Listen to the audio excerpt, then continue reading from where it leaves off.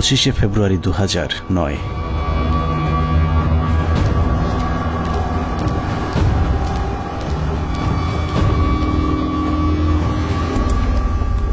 মহাজোট সরকার ক্ষমতায় আসার মাস দেড়েকের মাথায় বর্বরতম এক হত্যাকাণ্ডের মাধ্যমে ভেঙে দেয়া হয় সীমান্তে উঁচু করে যারা শত্রুর সামনে প্রাচীর হয়ে থাকত তাদের মেরুদণ্ড।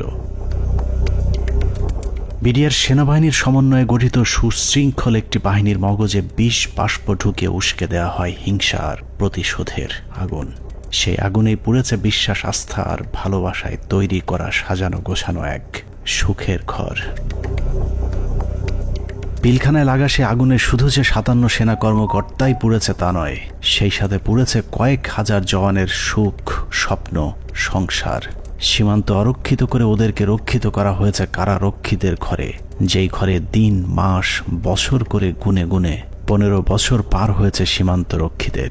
সেই থেকে ওপারের শত্রু যখন খুশি এপারে এসেছে কেউ তাদের বাধা দেয়নি, কারণ ওরাই ছিল আমাদের 1,44,000 বর্গ কিলোমিটার মানচিত্রের সীমানা প্রাচীর, যেই প্রাচীরে ক্ষত ধরিয়েই আমাদের মানচিত্রকে বিক্ষত করা হয়েছিল গেল 15টি বছর। মূলত 2009 সালের 25শে ফেব্রুয়ারি বিডিআরের হত্যাকাণ্ডই আমাদের গেল 15 বছরের ভাগ্য লিখে দিয়েছিল। এই 15 বছর বাংলাদেশের রাজনীতি, শিক্ষা, অর্থনীতি থেকে শুরু করে পুলিশ, প্রশাসন সবকিছু নিয়ন্ত্রণ করেছে ভারত, আর সবচেয়ে বেশি নিয়ন্ত্রণ করেছে বাংলাদেশ সেনাবাহিনীকে, যারাই ছিল একসময় আমাদের অহংকার। নারী, টাকা আর পদের লোভে সেনাবাহিনীর কিছু কর্মকর্তা তাদের মাথা বেচে দিয়েছিল ভারতের কাছে, যাদের পরিকল্পনাতেই খুন হয়েছিল দেশপ্রেমিক 57 জন সেনা কর্মকর্তা।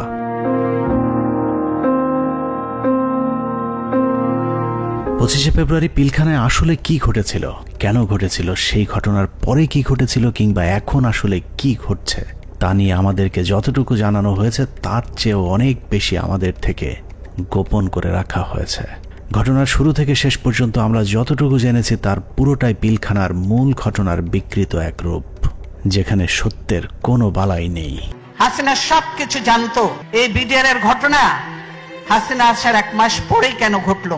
হাসিনা এবং মঈনুদ্দিন এটা জানতো, কাজেই হাসিনাকে একদিন জবাব দিতেই হবে। এটা পিলখানা হত্যাকাণ্ডকে আমরা যদি একটি মুদ্রা হিসাবে ধরি, তাহলে এতদিন আমরা সেই মুদ্রার এক পিঠ দেখেছি, যার আরেক পার্শ্ব আরো ভয়ঙ্কর, আরো নৃশংস, আরো বর্বর, অমানবিক।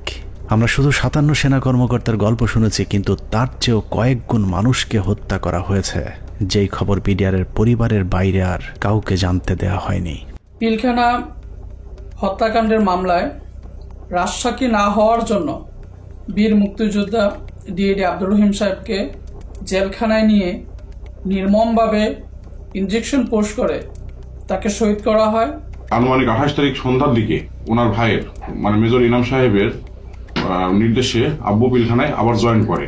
সন্ধ্যার সময় জয়েন করার সঙ্গে সঙ্গে কিছু আর্মি সদস্যরা আব্বুকে আলাদা করে লোকচক্ষুর আড়ালে নিয়ে যায়। সন্ধ্যা ঘনিয়ে আসার পরে একটা গাড়িতে করে চোখ বেঁধে, হাত বেঁধে ঢাকা ক্যান্টনমেন্টের দিকে নিয়ে যায় এবং ডিজিএফআই সেলে নিয়ে যায়।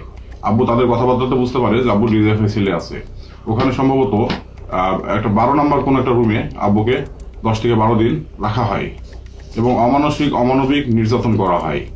আপনার ইলেকট্রিক শক দেওয়া হয়, লিঙ্গে বাড়ি দেওয়া হয়, অসহনীয় কষ্ট তাদেরকে সহ্য করতে হয়। ড্রিল মেশিন দিয়ে পা ছিদ্র করে, তারপর আপনার পেরেক দিয়ে হাতের পায়ে নখ উপড়িয়ে ফেলায়। 2009 সালে পিলখানায় যে হত্যাকাণ্ড শুরু হয়েছিল সেই হত্যাকাণ্ড এখনো শেষ হয়নি। 25 থেকে 27 তারিখ পর্যন্ত ভাড়াটে খুনিদের দিয়ে সেনা কর্মকর্তাদের খুন করা হয়েছে, আর 27 তারিখের পর থেকে সেনাবাহিনীর ঊর্ধ্বতন কর্মকর্তারা নিজেরাই খুনের কাজ চালিয়ে গিয়েছেন। ঘটনার পর জিজ্ঞাসাবাদের নামে বিডিআরের 167 জন জওয়ানকে নিজেদের হাতে হত্যা করেছে আমাদের গর্বের সেনাবাহিনী।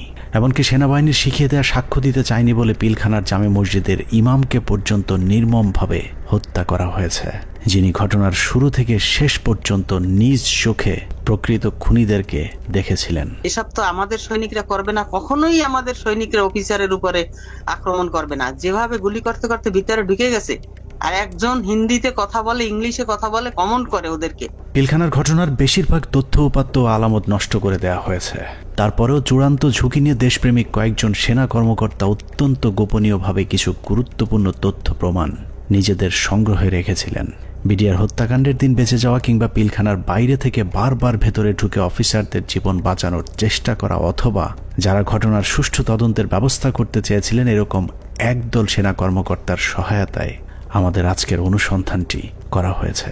দীর্ঘ সময় ধরে চলা আমাদের একান্ত প্রচেষ্টায় ঘটনার মূল রহস্য উদ্ঘাটনের সর্বোচ্চ চেষ্টা করা হয়েছে। তারা রাষ্ট্রের মানুষের সুন্দরভাবে একটা সেবা দেওয়ার জন্য দায়িত্ব নেয় নাই, এবং মাত্র 1.5 মাসের মাথায় বিডিআর মতো একটা হত্যাযজ্ঞ তারা চালিয়েছিল পরিপূর্ণ রাষ্ট্র সহযোগিতায়। কারণ রাষ্ট্রকে পরিপূর্ণ এই সময় থামিয়ে রাখা হয়। এই জায়গায় একটা বিশাল একটা কাজ করার জায়গা কমিশনের, যে এই পোস্টিং গুলা কাদের অর্ডারে হয়েছিল, কি ক্রাইটেরিয়াতে ওনাদেরকে তখন এইভাবে পোস্টেড করা হলো, কেন এত কুইক, মানে এই জিনিসটা তো সন্দেহের উদ্রেক করে, তাই না? যে 18 ইঞ্জিনিয়ার্স এর কর্নেল মেহেদী স্যার এত ইম্পর্টেন্ট সব কাজ করছিল, ওদেরকে যখন ক্লোজ অ্যারেস্ট করে রাখা হয় বা আয়নাঘর থেকে নিয়ে ইসে রাখা হয়, মেস বিতে ক্লোজ অ্যারেস্ট করে রাখা হয়, তখন এই রেজানুর খান স্যারের সঙ্গে আমার বাবা দেখা করতে গেছিলেন যে আমার খোঁজ নেওয়ার জন্য। তখন উনি বলেন যে আপনার ছেলে মানে বাংলাদেশের সবচেয়ে বড় সন্ত্রাসী, তার কথা একদম ভুলে যান। পিলখানায় আসার আগের 2 বছর 3 বছর তারা আসলে কি করছিল, কোথায় তাদের পোস্টিং ছিল, তারা কাদের সাথে মেলামেশা করছে। আমাদের অনুসন্ধানে সহায়তাকারী এসব অফিসারদের সকলে বিডিআর হত্যাকাণ্ডের ঘটনায় নির্যাতনের শিকার। কেউ কেউ দীর্ঘ সময় গুমের শিকার, কেউ চাকরিচ্যুত হয়েছেন কিংবা জীবন বাঁচাতে চাকরি এবং দেশ ছাড়তে বাধ্য হয়েছিলেন। ডিজিএফআই কেন আমাদেরকে বাধা দিলেন, ও উল্টা আর আমাদের সাথে রাগ করলেন যে কেন তোমরা পলাতক এদেরকে ধরে নিয়ে আসলে, তাদের তো পালিয়ে যেতে দেওয়া হচ্ছিল অন্ধকার করে, লাইন কেটে যে তাদেরকে পালিয়ে যেতে দেওয়া হচ্ছিল। এই বিষয়টা অবশ্যই ওই সময় সমস্ত পত্রিকায় এসেছিল।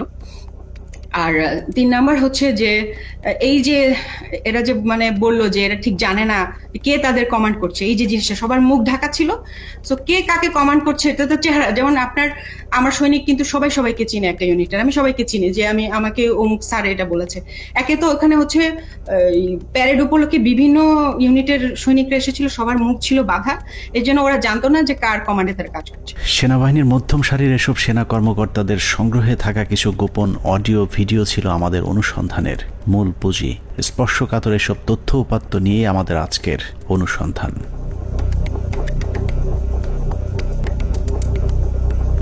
অনুসন্ধানের শুরুতেই একটি তদন্ত প্রতিবেদনের কয়েকটি লাইনে চোখ বোলানো যাক।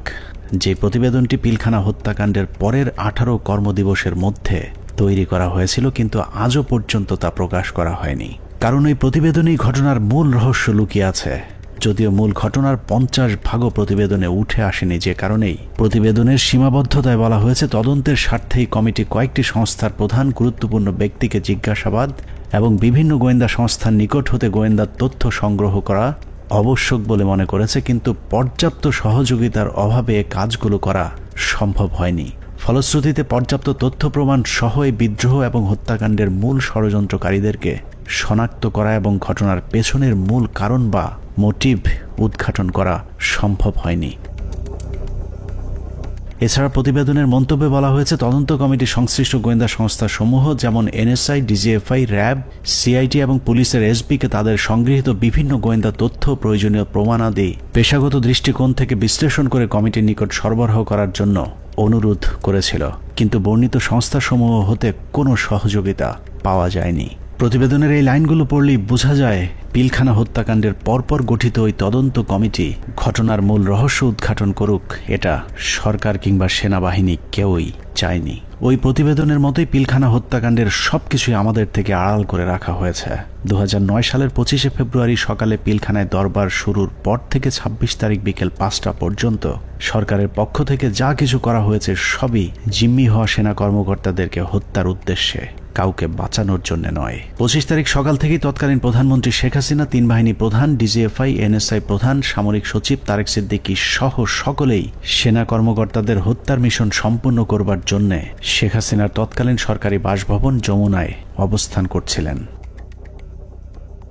পিলখানার ঘটনায় বেঁচে আসা সেনা কর্মকর্তাদের একজন মোহাম্মদ জাহিদি আহসান হাবিব দরবার হলে গোলাগুলি শুরুর পর তিনিই প্রথম জেনারেল তারেক সিদ্দিকীকে ফোন করে বলেছিলেন তাদেরকে বাঁচানোর জন্য, কিন্তু তারেক সিদ্দিকী ফোন কেটে দেন। তারপর থেকে আর তারেক সিদ্দিকীকে টেলিফোনে পাওয়া যায়নি। আমাদেরকে যাতে সাহায্য করার জন্য, যাতে আর্মি যাতে আমাদেরকে হেল্প করে, তার জন্য আমি জেনারেল তারেককে আমি সাহায্য চেয়েছিলাম। আমি জেনারেল তারেকের সাথে জেনারেল শাকিলের কথা বলে দিয়েছিলাম আর্মিরা যাতে এখানে ইন্টারভেনশন করে, আর্মি যাতে পাঠায়, কিন্তু তারা কোনো আর্মি পাঠায়নি বা আমাদের কোনো সাহায্য করা হয়নি। পিলখানা থেকে বেঁচে ফেরা মেজর জায়েদের বক্তব্যের অনুরূপ তথ্য অপ্রকাশিত সেই প্রতিবেদনেও উঠে এসেছে, যেখানে বলা হয়েছে আনুমানিক সকাল 9:30 ঘটিকায় মহাপরিচালক বিডিআর স্বয়ং প্রধানমন্ত্রী, সেনাপ্রধান, মহাপরিচালক র্যাব এবং মহাপরিচালক ডিজিএফ এর সাথে ফোনে কথা বলেন। এ সময় বিডিআরের ডিজি সুনির্দিষ্টভাবে তাদেরকে জানান 44 রাইফেলস ব্যাটালিয়ন বিদ্রোহ করেছে। এছাড়াও অবরুদ্ধ অন্যান্য সেনা কর্মকর্তাগণও তাদের মোবাইলে সাহায্যের জন্য বিভিন্ন স্থানে টেলিফোন করেন ও SMS পাঠান। আত্মীয় স্বজন, বন্ধু বান্ধব ও সহকর্মীদের তাদের অসহায়ত্বের খবর জানান। সাহায্য প্রত্যাশায় আটকে পড়া কর্মকর্তারা জানায়, দরবার হল বিদ্রোহী জওয়ানদের নিয়ন্ত্রণে, আমরা বন্দী, আর কথা বলা যাচ্ছে না, দ্রুত ব্যবস্থা নিন, আর হয়তো দেখা হবে না, তুমি ভালো থেকো, আমার সন্তানদের যত্ন নিও, ইত্যাদি ইত্যাদি। প্রতিবেদনের এতটুকু অংশ পড়লে বোঝা যাচ্ছে যে সকাল 9:30টায় প্রধানমন্ত্রী, সেনাপ্রধান, র্যাব ডিজি এবং ডিজিএফআই, NSI সহ সকলেই বিডিআরের ডিজি মেজর জেনারেল শাকিল আহমেদের পরিণতি কি হতে যাচ্ছে তা জেনে গিয়েছিলেন। তারপরেও কোনো পদক্ষেপ নেওয়া হয়নি। সাথে প্রায় 1 প্লাটুন আমার র্যাব ছিল, আমার সাথে আরো 2-3 জন অফিসার ছিল। আমি মেজর রাজনের কথা বলেছি, মেজর রাজন অলথ্রু আমার সাথে ছিল, আমার সাথে আরো 2-3 জন পুলিশ অফিসার ছিল। মেজর জুলকার তখন সম্ভবত সে ক্যাপ্টেন জুলকার ছিল, ক্যাপ্টেন ইয়াসির ছিল। আপনার ওইদিকে আমার 5 নম্বর গেটে মেজর আমিন ছিল, আমার টুয়াইসি বর্তমানে সে প্রবাসী মেজর আমজাদ ছিল, আমার সঙ্গে ছিল আরো আপনার এসপি শহীদ ছিল, আমার অ্যাডজুটেন্ট খালিদ, ক্যাপ্টেন খালিদ ছিল। তো অসংখ্য অফিসার, প্রায় 7-8 জন আমার মিলিটারি এবং পুলিশ অফিসার সব মিলে প্রায় আমি মনে 7-8 আরো বেশি 10-12 জন আমরা 5 নম্বর গেটে ছিলাম। আমরা কিন্তু কমপ্লিটলি একটা অল্টারকেশনের ভিতরে ছিলাম। আমরা বারবার এই তৎকালীন আমি এডিজিকেই বেশি করে বলবো, কারণ এডিজি কর্নেল রেজানুর, আমি এখনো অবাক হচ্ছি যে এই ব্যক্তিটিকে কেন প্রশ্নের সম্মুখীন করা হয়নি। তখন কিন্তু সুযোগ ছিল তাকে প্রশ্ন করার, তখন করা হয়নি, কিন্তু এখনো কেন করা হচ্ছে না। এই ব্যক্তিটি কিন্তু আমাদেরকে বারবার বাধা দিয়েছে যে আমরা যেন ভিতরে প্রবেশ না করি। যে যমুনা ভবনের থেকে সে বারবার বলছিল এবং ফের রেফারেন্স দিচ্ছিল প্রাইম মিনিস্টারের, যে উনি বলেছেন একটা আলোচনা হবে, কেউ যেন আমরা এখানে বিডিআর গেটে কোনো ধরনের আক্রমণ না করি এবং ভিতরে ঢোকার চেষ্টা না করি। ততক্ষণে সেনাবাহিনী এবং র্যাবের বেশ কয়েকটি দল পিলখানার বিভিন্ন গেটে অবস্থান নিয়েছিল। ভেতরের পরিস্থিতি ক্রমেই নিয়ন্ত্রণের বাইরে চলে যাচ্ছে সেই খবর তাদের কাছেও পৌঁছেছিল, কিন্তু তাদেরকে পিলখানার ভেতরে অভিযান চালানোর পথে বাধা সৃষ্টি করে রেখেছিল সেই একই জায়গা থেকে। রেজাকে সেখানে কর্নেল রেজানুর খান, র্যাবের এডিজি, সে থামায় দেয় যে কোনোভাবে, সে ঢুকতে পারে নাই। সেটা কিন্তু আমি বলতেছি অ্যারাউন্ড 9 AM আমরা আসবার আগে, যেটা আমাকে রেজা, আমি ওখানে যাওয়ার পরে 10:30টার সময় রেজা আমাকে ব্রিফ করে যে স্যার এই অবস্থা, আপনারা কি ঢুকতে পারবেন? তখন আমি জেনারেল হাকিমকে বলি, উনি বললেন যে না, এখন ঢোকা যাবে না। CGS, chief of general staff, general Moeen তো তখন পতিতা হাসিনার কাছে বঙ্গভবনে বসে অপেক্ষা করতেছে আদেশ শুনবার জন্য, নিজে থেকে কোনো সেনাপ্রধান হিসেবে কোনো অর্ডার দেয় নাই। এখানে একটা জিনিস ক্লিয়ার করি, এই বিডিআর অপারেশনের সময় 3 জন, এটা তো আর্মির অ্যাকশন, এটা কোনো পলিটিক্যাল কোনো কিছু হওয়ার কথা না, 3 জনের কমান্ডের দায়িত্ব ছিল। একটা ছিল সেনাপ্রধান জেনারেল মইনু আহমেদ, সে যেহেতু হাসিনার সাথে বসে আছে গণভবনে, তখন কিন্তু যমুনায়, গণভবন না যমুনায় বসে আছে। আর তার বর্তমানে chief of general staff major general সিনাইব জামালি, তার আদেশ দেওয়ার কথা, হ্যাঁ ভিতরে ঢুকো। আর অন দ্য স্পট কমান্ডার একজন। এখানে আমরা অনেক অফিসার ছিলাম, কিন্তু সবাই কমান্ডার দায়িত্ব সেখানে পায় না। নিয়ম অনুযায়ী ব্রিগেডিয়ার জেনারেল হাকিমের অন দ্য স্পট কমান্ডার, 3 জনের একজনের কাছ থেকে যদি আমরা আদেশ পাইতাম, আমরা ভিতরে ঢুকতাম। অনুমতি দিচ্ছে করে চলতে থাকে কালক্ষেপণ। 9:30 থেকে শুরু করে 11টার মধ্যেই বেশিরভাগ অফিসারদের হত্যা করা হলেও কিছু কর্মকর্তা পালিয়ে যাবার কারণে হত্যার মিশন অসম্পূর্ণ থেকে যায়, যা শেষ করতে সময় লাগে পরদিন বিকেল 5টা পর্যন্ত। তবে দরবার হলের সামনের হত্যাকাণ্ড শেষে খুনিদের প্রথম দলকে বের করে দেওয়ার ব্যবস্থা করা হয়। 12:30 পিলখানার 3 নম্বর গেটের সামনে বিডিআরের পক্ষ থেকে শতাধিক মানুষের একটি মিছিল বের করা হয়। এসব মিছিল থেকে বিডিআর জওয়ানদের দাবি দেওয়ার প্রতি সমর্থন ব্যক্ত করে জয় বাংলা, জয় বিডিআর, বিডিআর জনতা ভাই ভাই ইত্যাদি স্লোগান দেওয়া হয়েছিল। জয় বাংলা মিছিল করা ওই দলটি ভেতরে ঢুকার কিছুক্ষণ পর বেরিয়ে আসে সংখ্যায় দ্বিগুণ হয়ে। ধারণা করা হয় ওই মিছিলের মাধ্যমেই খুনিদের একটি অংশকে ভেতর থেকে নিরাপদে বের করে দেওয়ার সুযোগ করে দেওয়া হয়।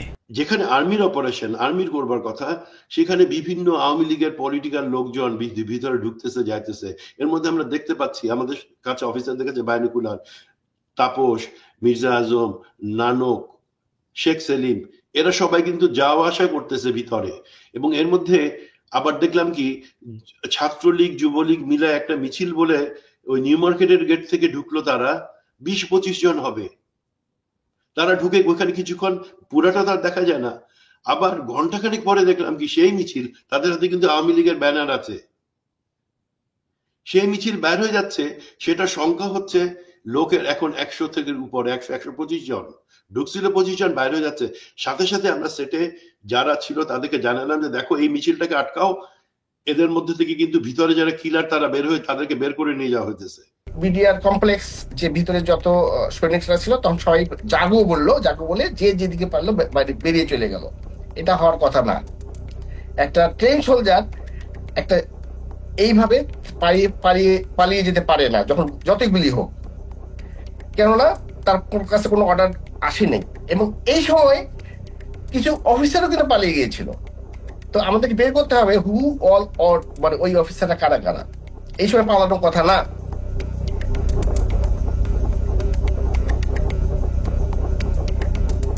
দুপুর 1:30।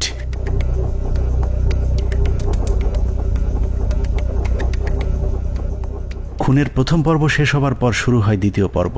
বেলা বাড়ার সাথে সাথে দরবার হলে নৃশংস হত্যাযজ্ঞের খবর ছড়িয়ে পড়ে পুরো পিলখানায়। এতে অধিকাংশ বিডিআর সদস্যরা আতঙ্কিত হয়ে পড়েন। বিডিআর সদস্যরা যেভাবে পেরেছে পালিয়ে যাওয়ার চেষ্টা করতে থাকে, কিন্তু বাকি অফিসারদের খুঁজে বের করে হত্যার জন্য সরকারের আরও কিছুটা সময় প্রয়োজন ছিল, যে কারণে বিডিআর জওয়ানদের চাঙ্গা করতে শুরু হয় সরকারের নতুন ষড়যন্ত্র। নাটকের এই পর্বে মঞ্চে আসে মুন্নি সাহা এবং জয় মামুন, যারাই প্রথম গুজব ছড়িয়ে দেন পিলখানায় অপারেশন ডাল ভাতের টাকা নিয়ে অসন্তোষের কারণেই বিডিআরের ডিজিকে জিম্মি করেছে বিডিআরের জওয়ানেরা।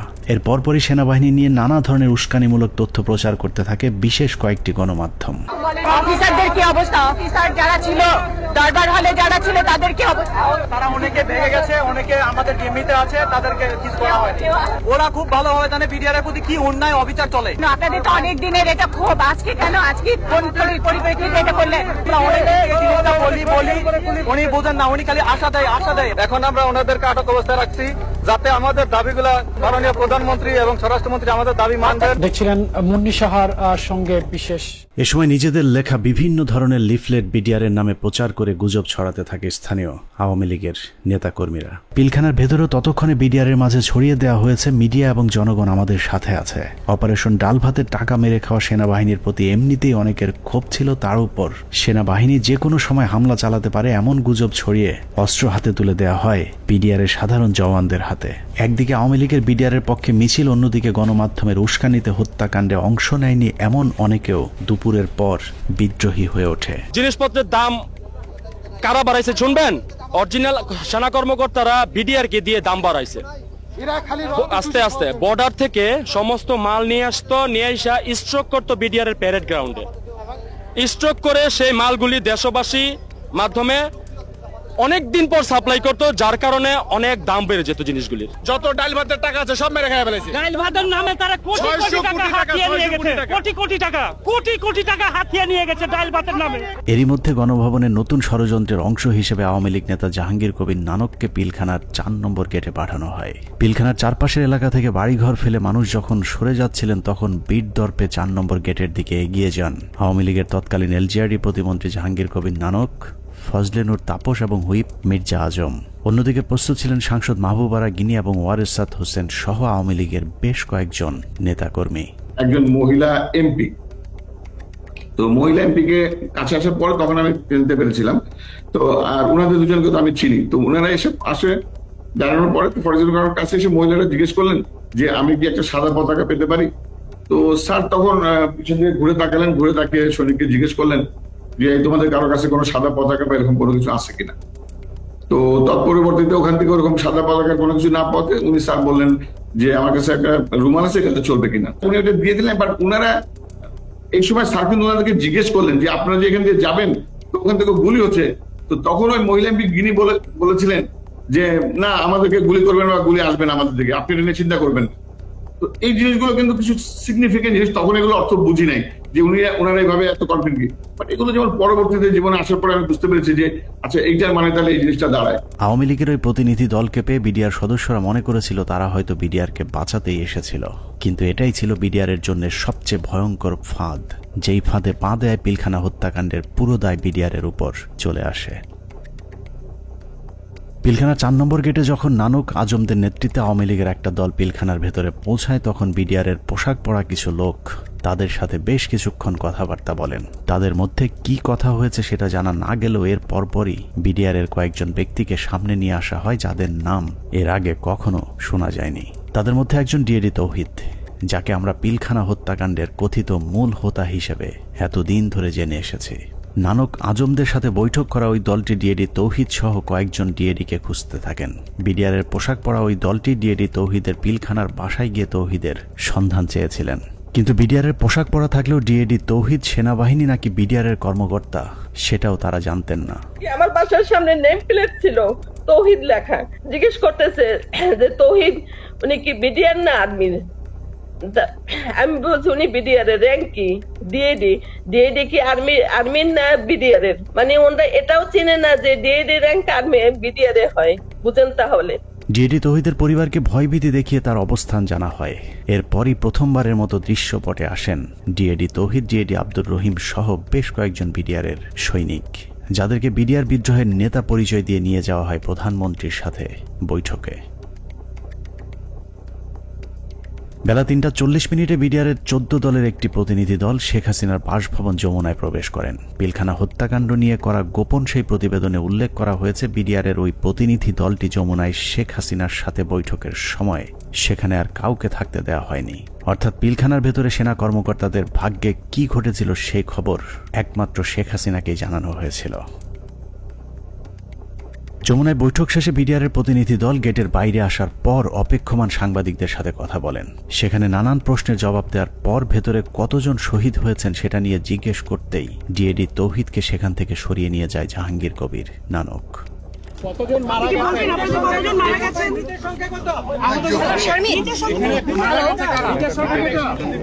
হাসিনার সাথে বিডিআরের সেই বৈঠকের মূল উদ্দেশ্য অফিসারদেরকে বাঁচানো কিংবা বিডিআরের আত্মসমর্পণ নয়, বরং বিডিআরকে জানিয়ে দেওয়া হয়েছিল কোনোভাবেই আত্মসমর্পণ করা চলবে না। যদিও বৈঠকের পর জানানো হয় বিডিআর অস্ত্র সমর্পণে রাজি হয়েছেন, কিন্তু ডিএডি তৌহিদকে পিলখানার ডিজি বানানো থেকে শুরু করে পিলখানার পরবর্তী ঘটনাবলী সবই ছিল শেখ হাসিনার তৈরি করা নাটকেরই অংশ। মাননীয় প্রধানমন্ত্রী তাদের আবেদনের পরিপ্রেক্ষিতে, বিডিআর সদস্য ভাইদের আবেদনের পরিপ্রেক্ষিতে আজকের ঘটনার সাধারণ ক্ষমা ঘোষণা করেছেন। সে বৈঠকের পর রহস্যজনক একটি বিষয় লক্ষ্য করা যায়। শেখ হাসিনা বিডিআরের প্রতিনিধি দলের সাথে বৈঠকে পিলখানায় আটকে পড়া নারী ও শিশুদের মুক্তির দাবি করলেও জিম্মি থাকা সেনা কর্মকর্তাদের মুক্তির বিষয়ে কোনো কথা বলেননি। ভিতরে যারা মহিলা, শিশু, সন্তানদের নিয়ে যারা আটকা পড়েছেন হেডকোয়ার্টারের ভিতরে, তাদেরকে এই মুহূর্তে তারা যাওয়ার পরিস্থিতি ব্যবস্থা করে দিবেন। কেন শুধুই নারী শিশুদের মুক্তি চাওয়া হয়েছিল সেই প্রশ্নের উত্তর জানতে আমরা 2009 সালের একটি জিজ্ঞাসাবাদের অডিও শুনে আসব, যেখানে পিলখানা হত্যাকাণ্ডে অভিযুক্ত হিসেবে জাহাঙ্গীর কবির নানককে সেনাবাহিনীর বিশেষ একটি তদন্তকারী দল জিজ্ঞাসাবাদ করেছিলেন। যদিও সেই অনুসন্ধান আর চলতে দেওয়া হয়নি, তারপরেও সেদিনের জিজ্ঞাসাবাদে কি কথা হয়েছিল তার পুরো ক্যাসেটটি সেনাবাহিনীর একটি সূত্র আমাদের কাছে পাঠিয়েছে। এত বড় একটা নেগোসিয়েশন হলো, ডিজি এবং অফিসার বা ফ্যামিলিদের বেরিয়ে আসার ব্যাপারে কোনো আপনার স্টেটমেন্ট তো ছিল না, বা না বলছি যে আপনার মানে এটা নেগোসিয়েশন ডিলের মধ্যে এটা হলো না কেন যে ঠিক আছে তোমরা এটা রাখো, এটা ছাড়ো, অস্ত্র দাও, এই কন্ডিশনস সবাইকে ছেড়ে দিবে না, তাহলে তো কেউ যাবে নিয়ে আসবে বা ডিজির সাথে কথা হবে, আচ্ছা ঠিক আছে সাধারণ ক্ষমা হবে, কিন্তু তার আগে আমি ডিজির সাথে কথা বলে সেই পরিপ্রেক্ষিতে কিন্তু ওনারা ঢুকলেন মাননীয় স্বরাষ্ট্রমন্ত্রী মহোদয়। না ওইটা আমি বলতেছি যখন সাধারণ ক্ষমা ঘোষণার আগে লাস্ট একটা কন্ডিশন হওয়া উচিত ছিল যে আমি ডিজি যেহেতু আটকাছে বলতেছো, সুতরাং তোমাদের কাউকে পাঠাও, ডিজির সাথে আমি কথা বলে নিশ্চিত হতে চাই। মানে তখন কিন্তু অলরেডি দেশের 16 কোটি মানুষ কোনো না কোনো ভাবে আন্দাজ করে ফেলছে যে ডিজি মারা গেছে।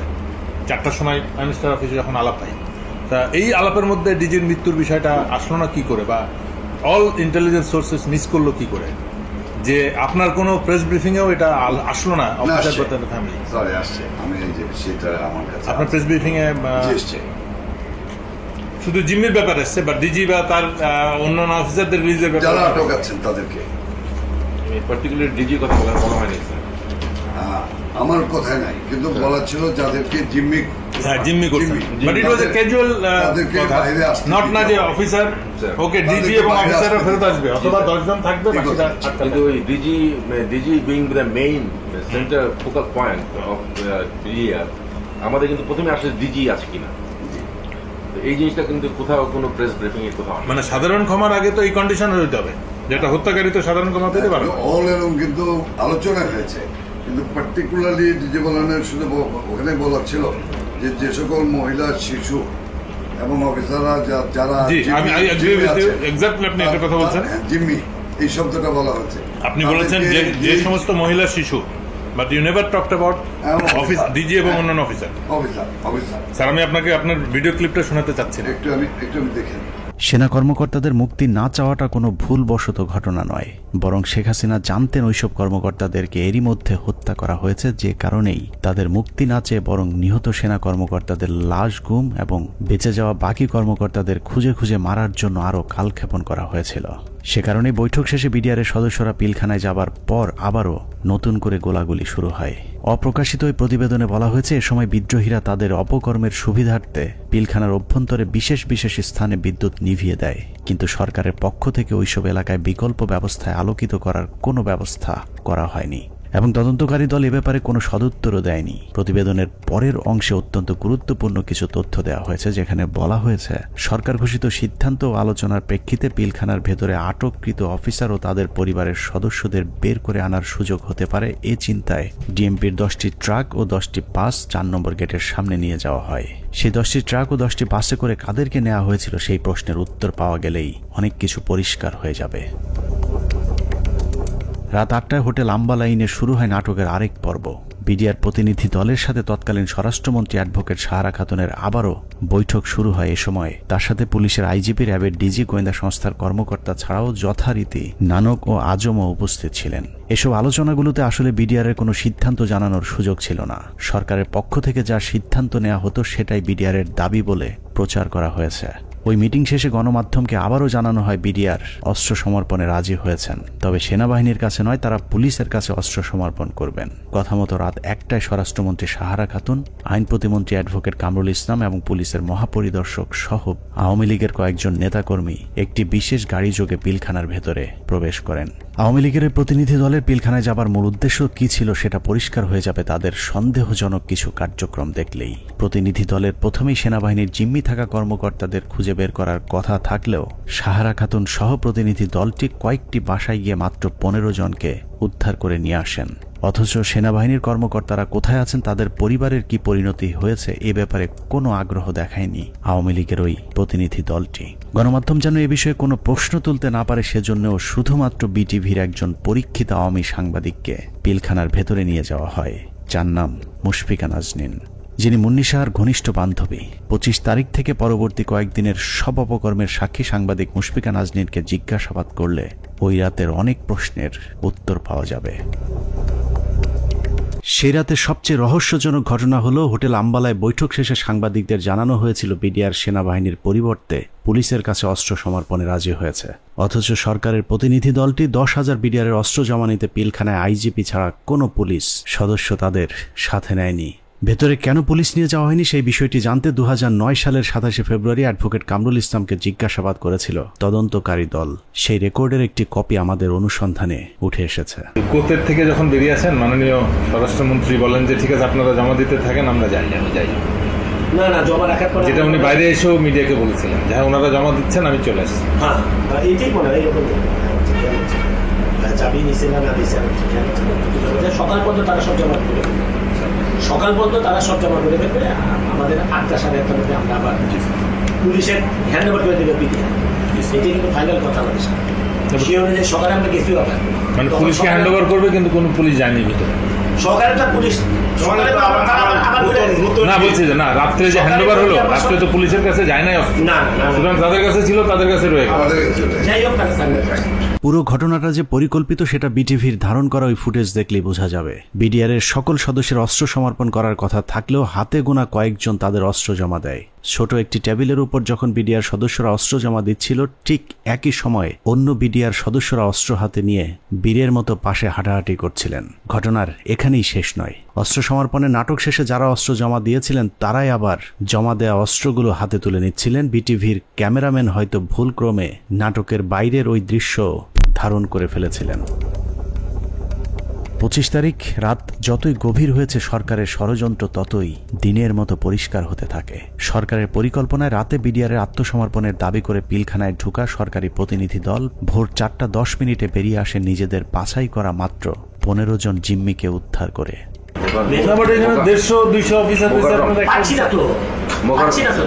তাহলে মানে যে কোনো হোস্টেজ রেস্কিউ,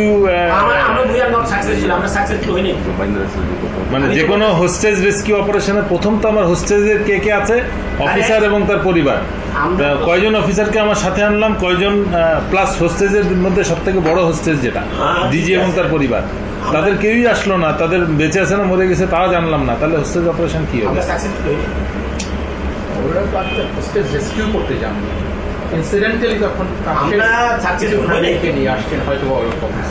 নাটকের পর নাটক শেষে পরদিন সকাল শুরু হয় আরেক নাটকের মধ্য দিয়ে। 26 তারিখ সকাল 9টায় কৃষিমন্ত্রী মতিয়া চৌধুরী, জাহাঙ্গীর কবির নানক, জাতীয় পার্টির চেয়ারম্যান হোসেন মোহাম্মদ এরশাদ, আইন প্রতিমন্ত্রী কামরুল ইসলাম এবং ব্যারিস্টার তাপস আবারও পিলখানার 4 নম্বর গেটে উপস্থিত হন।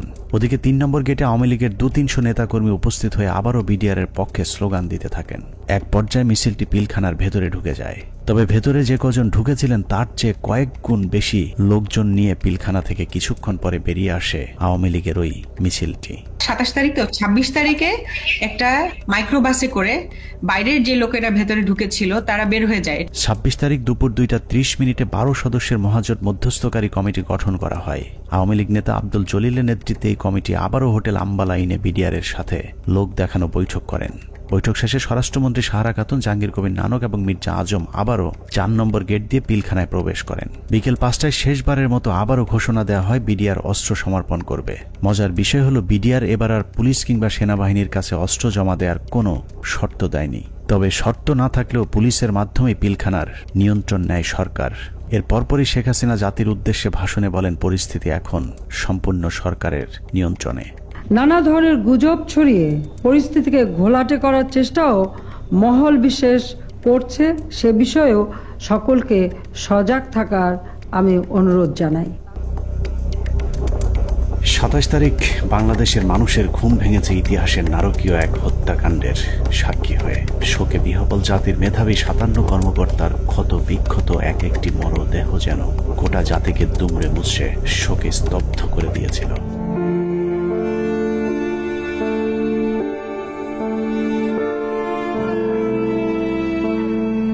এভাবেই শেষ হয় শ্বাসরুদ্ধকর পিলখানা ট্র্যাজেডির 33 ঘন্টা।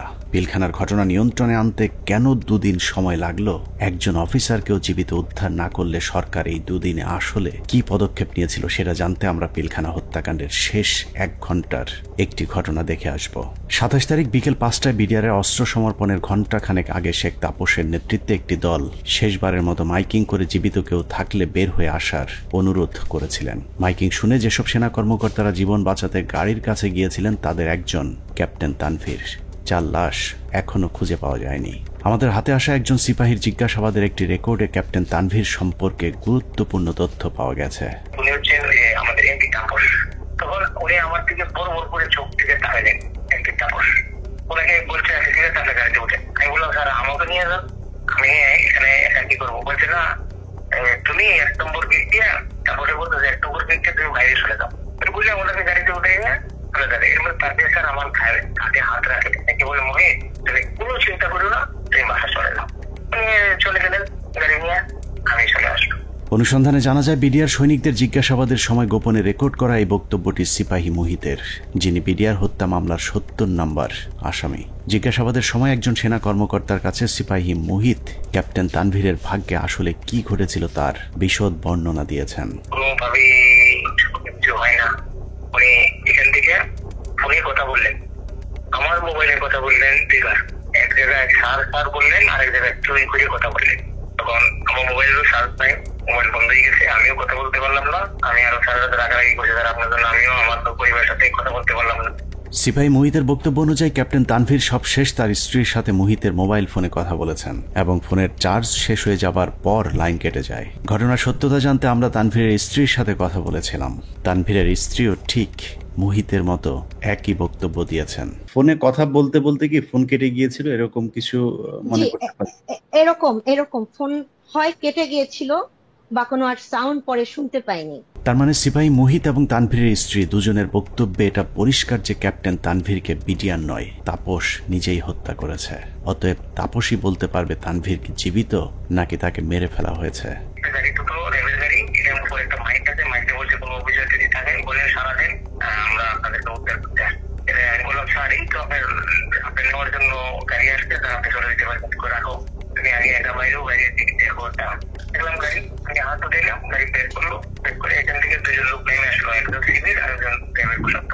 আমাকে বললো যে কি করছে, এখানে একজন অফিসার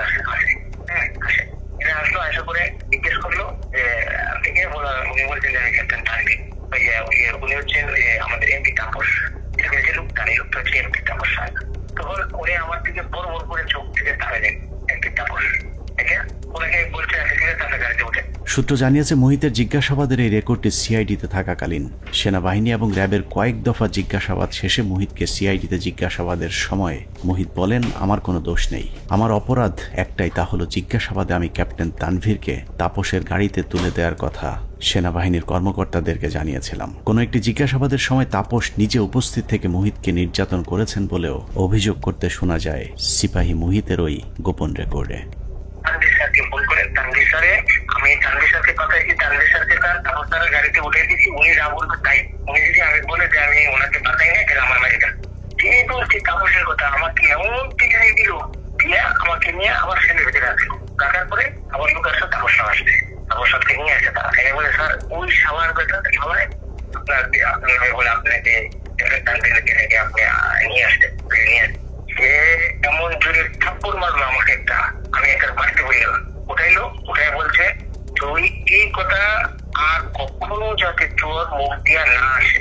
পিলখানা ট্র্যাজেডির ৩৩ ঘন্টা মূলত সেনাবাহিনীর যেসব অফিসার বেঁচে ছিলেন তাদেরকে খুঁজে খুঁজে মারার জন্যই কালক্ষেপণ করা হয়েছিল, যে অভিযানের শেষ হয় তানভীরকে গুম অথবা খুন করার মধ্য দিয়ে। বিএম এর ক্যারেট দিয়ে দিতে পারতো, ৫ জন করে প্রত্যেক বছর এখানে দেওয়া যায়, সেটা যদি না দিতে পারতো তাহলে মেজর অফিসার তাদের দিতে পারতো। কিন্তু এরা তো জানে যে আমার অফিসার না, সে জানে যে এটা আর্মির অফিসার। আর্মি থেকে পার্মানেন্ট যদি চলে আসতো তাহলে সে জানতো এটা আমার অফিসার, কোন অবস্থায় মারতো না, মারতে গেলে নিজেদের মধ্যে যুদ্ধ লেগে যেত।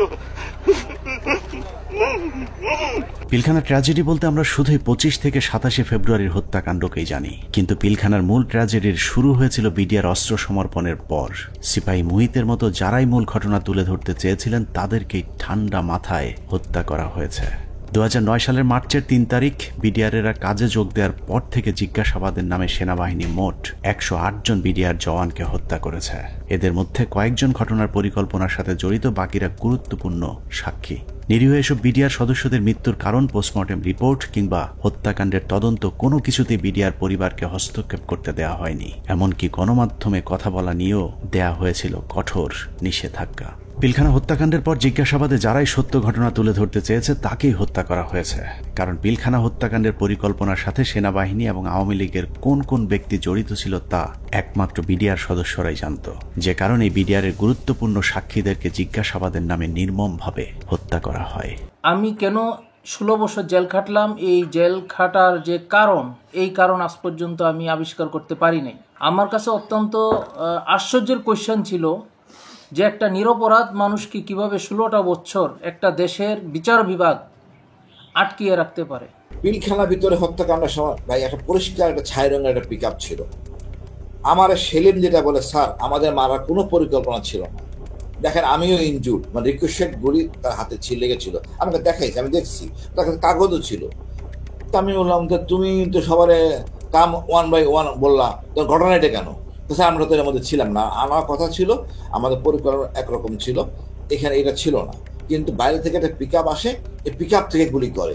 তো সেখানে তো স্যার আমাকেও চিনে না, ওই সাদ্দর এক লাইনে ছিল, তো গুলিটা সাদ্দের গায়ে লাগে, ওই গুলির একটা অংশ আমার গায়ে লাগে। এবং এইটা করে সম্পূর্ণ বহিরাগত, আমি বিশ্বাস করি এটা ভারত থেকে আসা, যাদেরকে পরে সুন্দর করে পার করে দেওয়া হয়, একটা অংশ চলে যায় গাড়িতে করে আসাদুজ্জামান নূর এলাকার ওই এলাকা দিয়ে, আরেকটা অংশ যায় বিমানে। এই অংশটাকে ফলো করে ডিজিএফআই, তাদেরকে ঢুকতে দেওয়া হয়নি এয়ারপোর্টে, এবং সেটা বের হয়ে যায় অ্যাম্বুলেন্সের মাধ্যমে, আঞ্জুমান মফিজের অ্যাম্বুলেন্সের মাধ্যমে চলে যায়।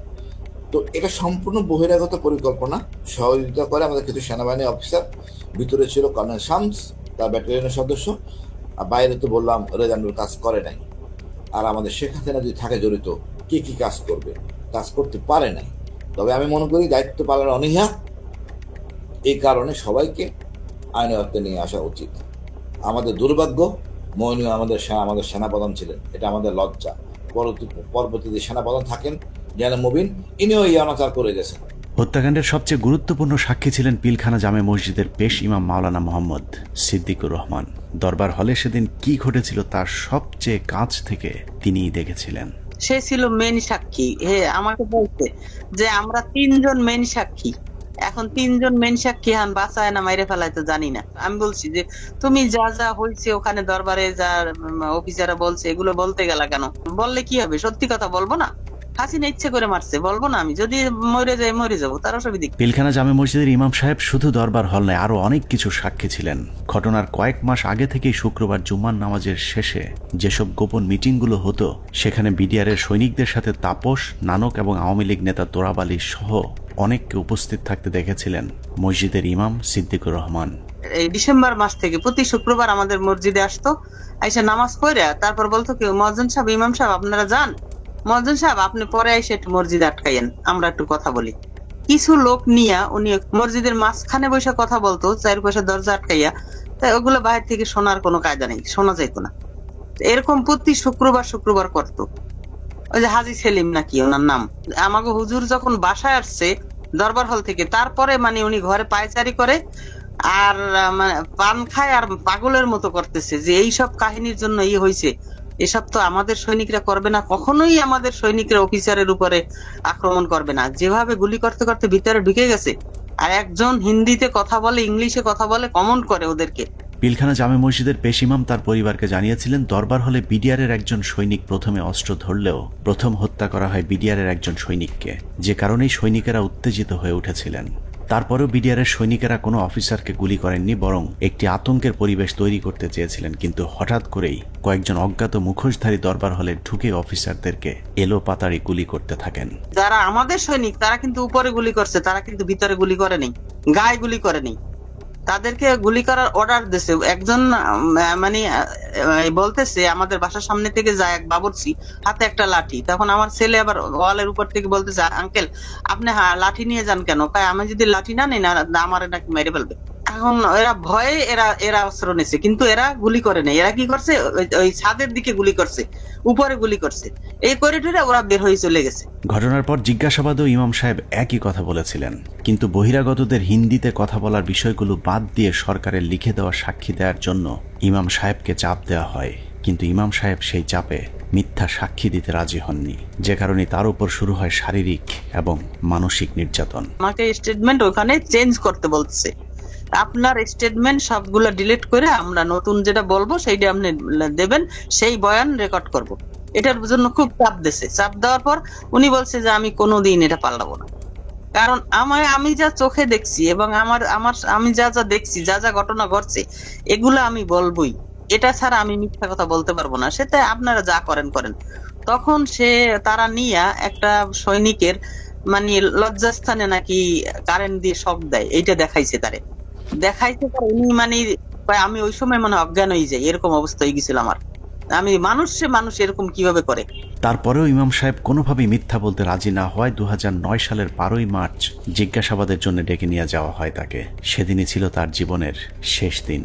নিজের পায়ে হেঁটে যাওয়া মানুষটি পরদিন পরিবারের কাছে লাশ হয়ে ফিরে আসেন। বিডিআরের 3টা থেকে 6টা পর্যন্ত কি চিকিৎসা হয়েছে এবং ঢাকা মেডিকেলেও যে কি চিকিৎসা হয়েছে আমরা তো কোনো চিকিৎসার কিছুই জানি না। এবং পোস্টমর্টম রিপোর্ট কি আসলো, আসল রিপোর্ট, যে সেই রিপোর্টটা আমাদেরকে দিল না। পিলখানা জামে মসজিদের পেশিমা মাওলানা রফিকুল ইসলামের মৃত্যুর কারণ হিসাবে পরিবারকে জানানো হয়েছিল হার্ট অ্যাটাক। ইমাম সাহেবের মতো 3 তারিখের পর থেকে হঠাৎ করেই পিলখানা থেকে ধরে নিয়ে যাওয়া বিডিআর সদস্যদের হার্ট অ্যাটাক এবং আত্মহত্যার সংখ্যা বাড়তে থাকে, যা ছিল মূলত সেনাবাহিনীর বিডিআর সদস্যদেরকে হত্যার একটি কৌশল। আত্মহত্যার নামে সেনাবাহিনীর এরকম এক হত্যাকাণ্ডের শিকার দিনাজপুর সেক্টরের বিডিআরের নায়েক সুবেদার মোজাম্মেল হক। প্রায় 6 ফুট লম্বা একজন মানুষকে হত্যার পর লো হাইটের বাথরুমের সিলিংয়ে ঝুলিয়ে রেখে আত্মহত্যার গল্প সাজানো হয়। মেজর আসাদ স্যার মারা গিয়েছিলেন, লেফটেন্যান্ট কর্নেল কায়সার স্যার ওনার কিলারদেরকে আইডেন্টিফাই করা। তারপরে আমাদের খুব গুরুত্বপূর্ণ একজন ভালো মানুষ সেন্ট্রাল সুবেদার মেজর নুরুল ইসলাম, উনার হত্যাকাণ্ডে খুনে কারা ছিল। তারপরে মেজর সালাম। এ প্রসঙ্গে আরেকটা ইএমই ব্রাঞ্চ, যেটা ইএমই বিডিআর এর অংশ, ইএমইর যে ডিএডি কে জিজ্ঞাসাবাদ করা হয়, ওই জিজ্ঞাসাবাদের করে ওই বিকালবেলা ওই ইএমই ডিএডি কে আমরা ব্যারাকে ফেরত দিয়ে আসি। দিয়ে আসার পর কয়েক ঘন্টা পরে মনে হয় সন্ধ্যাবেলা আমরা খবর পেলাম যে আমি সেটে শুনলাম যে ব্যারাকে একজন আত্মহত্যা করছে। পিলখানা হত্যাকাণ্ডের মাস 3 আগে থেকে যেসব মিটিংগুলো হতো, এরকম গোপন 2-1টি মিটিংয়ে উপস্থিত ছিলেন ডিএডি হাবিব। আওয়ামী লীগ নেতা এবং বিডিআরের কিছু সদস্যের গভীর ষড়যন্ত্র বুঝতে পেরে সে মিটিংয়ের গুরুত্বপূর্ণ কিছু আলোচনা গোপনে রেকর্ড করেছিলেন, যে কারণে পিলখানা হত্যা মামলায় ডিএডি হাবিবের গুরুত্বপূর্ণ জবানবন্দি পাওয়া যেত। কিন্তু জিজ্ঞাসাবাদের নামে তাকে 2009 সালে হত্যা করা হয়। তবে মৃত্যুর আগের জিজ্ঞাসাবাদের সময়কার একটি রেকর্ড আমরা আমাদের অনুসন্ধানে সংগ্রহ করেছি। এত নিরীহ লোক মারা যাচ্ছে তো, এই জন্য আমার ওই লাগছে। আমার কাছে যারা এই কেসের হোতা তাদের আমার কাছে রেকর্ড আছে। কি রেকর্ড আছে? Mobile record. মোবাইল রেকর্ড কোথায়? আমার বাসা আছে, আমার স্ত্রীর কাছে একটা আছে, আর একটা আমার একজন লেখা আছে কয় তারিখ যেন এটা করা আছে। ডিএডি হাবিবের বাসার সেই ক্যাসেট হয়তো সেনাবাহিনী উদ্ধার করেছিল, কিন্তু আদালতে উপস্থাপন করা হয়নি, কারণ সেখানে আওয়ামী লীগ নেতাদের জড়িত থাকার সব প্রমাণ ছিল। রেকর্ডে লিখে রাখছি এই এতে সাথে কথোপকথনে কারা কারা জড়িত এর ভেতর। বেশ কিছু লোক আছে, যেমন এটা প্রথমে ছিল আগে এমপি সেলিমের কাছে। কোন সেলিম? এমপি শেখ সেলিম আগে। শেখ সেলিম? হ্যাঁ। আওয়ামী লীগের সাথে বিডিআরের ধারাবাহিক এসব গোপন মিটিং এর বিষয়টি জানার পর কিছু সৈনিক বিডিআরের নিজস্ব সিকিউরিটি ইউনিটকে জানিয়েছিল। ঘটনার 4 দিন আগে 21শে ফেব্রুয়ারি সিকিউরিটি ইউনিটের সিনিয়র জেসিও নায়েক সুবেদার রফিকুল ইসলাম বিডিআর সৈনিকদের কাছ থেকে প্রাপ্ত তথ্য ডিজিএফআই সহ ঊর্ধ্বতন সেনা গোয়েন্দা কর্তৃপক্ষকে জানিয়েছিলেন। তার সেই তথ্যের ভিত্তিতে কিছু পদক্ষেপও নেওয়া হয়েছিল, কিন্তু শেষ রক্ষা হয়নি। সুবেদার রফিকুল ইসলামকে প্রথমে ঘটনার গুরুত্বপূর্ণ সাক্ষী হিসেবে অন্তর্ভুক্ত করা হয়েছিল, কিন্তু হত্যাকাণ্ডে সেনাবাহিনীর সম্পৃক্ত থাকার বিষয়টি ধামাচাপা দিতে ঘটনার প্রায় 2 মাস পরে তাকে আটক করা হয়। কিন্তু মামলার প্রথম চার্জশিটে সুবেদার রফিকুল ইসলামের নাম না থাকা সত্ত্বেও সম্পূরক চার্জশিটের মাধ্যমে তাকে 12 নম্বর আসামি হিসেবে অন্তর্ভুক্ত করা হয়। নির্বাচনের উপলক্ষে তুরাবালি যেটা হাজারীবাগের আওয়ামী লীগের নেতা যে লিটনের বাবা, তার সঙ্গে আমাদের বিডিআর সদস্যরা মিটিং এ করে কিভাবে তাপস সাহেবকে নির্বাচনে জয়ী করা যায়। যদি নির্বাচনে জয়ী করে দিতে পারো তোমাদেরকে অনেক সুযোগ সুবিধা দেওয়া হবে। এর উপর বিশেষ করে আমাদের কিছু সদস্য তাপসের বাসায় যায় এবং সেখানে তাপস তাদেরকে তার নির্বাচনী কাজকর্ম করার কথা বলে এবং তাদের যে সমস্ত তারা কিছু দাবি দেওয়া পেশ করে, সেই দাবি দেওয়া গুলা পুরা করা হবে বলে তাদেরকে আশ্বাস দেয়। আমি ঘটনা ঘটার 5 দিন পূর্বে 21 ফেব্রুয়ারি কর্তৃপক্ষকে জানাই আমার রিপোর্টের বিশেষ করিয়া পিলখানার সমস্ত ম্যাগাজিনে কোয়ার্টার এই কুতে অফিসার নিয়োগ দেওয়া হয় এবং বাহিরের যে সমস্ত গোয়েন্দারা ডিউটি করে। আমি পৃথিবীর ইতিহাসে নজির নাই যে কোনো ঘটনা ঘটার 5 দিন আগে রিপোর্ট দেয়। সেই রিপোর্ট আমি দিছি যে ঘটনা ঘটবে এবং কারা কারা জড়িত। সুবেদার রফিকুল ছিলেন বিডিআরের উজ্জ্বল এক নক্ষত্র। 2009 সালে তিনি অর্জন করেছিলেন শ্রেষ্ঠ ভিওপি কমান্ডার প্রথম পুরস্কার। এছাড়া অসামান্য এশিয়ার পুরস্কার ছাড়াও বাহিনীতে তার সুনাম ছিল সর্বজন স্বীকৃত। সীমান্তের অতন্দ্র এই প্রহরীকে মৃত্যুর মুখে ঠেলে দেওয়ার উদ্দেশ্যেই তার বিরুদ্ধে যাবজ্জীবন কারাদণ্ডের রায় দেওয়া হয়েছে। পিলখানা হত্যাকাণ্ডের আগে আওয়ামী লীগের যেসব গোপন মিটিং হয়েছিল সেই মিটিংয়ে অংশ নিয়ে আরেকজন সিপাহী সেলিম রেজা। 2009 সালে জিজ্ঞাসাবাদের সময় রেকর্ড করা সেলিম রেজার বক্তব্যটা অত্যন্ত গুরুত্বপূর্ণ। স্যার, আমি নির্বাচনের আগে ব্যারিস্টার ফজলুর তাপস বিডিআর কেন্দ্রে মসজিদে নামাজ পড়তে আসতেন। ওখানে আসার পরে lieutenant colonel Shams, lieutenant colonel Furqan, major Reza ওনারা কথা বলতেন। আমিও এখানে ছিলাম, আমিও মাঝে মধ্যে তাদের সাথে কথা বলতাম। কথা বলার এক পর্যায়ে নির্বাচনের কিছু আগে আবার তাপস সাহেব পিলখানার ভিতরে এসে নির্বাচনের ঘোষণা শুরু করে। তখন বলে বিডিআরের তো অনেক সমস্যা আছে, তো আমরা এগুলো ক্ষমতায় গেলে সমাধান করে দেবো, তো এখানে বেশি কথা বলা যায় না, তো আপনারা আমার বাসায় আসেন। এই চলে গেল। এরপরে যখন নির্বাচন হয়ে গেল, নির্বাচন হয়ে যাওয়ার পরে লেফটেন্যান্ট শামস উদ্বুদ্ধ করলো আমাদেরকে, তোমরা যে কথাবার্তা বললে তো তোমাদের দাবি দেওয়া তো তেমন কিছু হলো না, এখন আমি একটা প্ল্যান করে দিচ্ছি, তোমরা সেই প্ল্যান মোতাবেক শেখ সেলিমের বাসায় যাবা, তোমাদের দাবি দেওয়া জানিয়ে আসবা, আর যা যা করা লাগে আমি করে দেবো সবকিছু। জিজ্ঞাসাবাদে সেলিম রেজা জানিয়েছিলেন তাপস সেলিমদের সাথে গোপন বৈঠকে বিডিআর সদস্যদেরকে বলা হয়েছিল দরবার হলে শুধুমাত্র বিডিআর ডিজিকে জিম্মি করলেই শেখ হাসিনা তাদের সব শর্ত মেনে নেবেন। কিন্তু দরবার হলে যখন অফিসারদেরকে গুলি করে হত্যা করা শুরু হয় তখন সেলিম রেজা বহিরাগত খুনিদের বিরুদ্ধে অস্ত্র তুলে ধরেছিলেন, যে কারণে তিনিও গুলিবিদ্ধ হন। পিলখানার ঘটনায় সেলিম রেজার গুলিবিদ্ধ হয়ে হাসপাতালে ভর্তি হবার প্রমাণও আমাদের কাছে রয়েছে।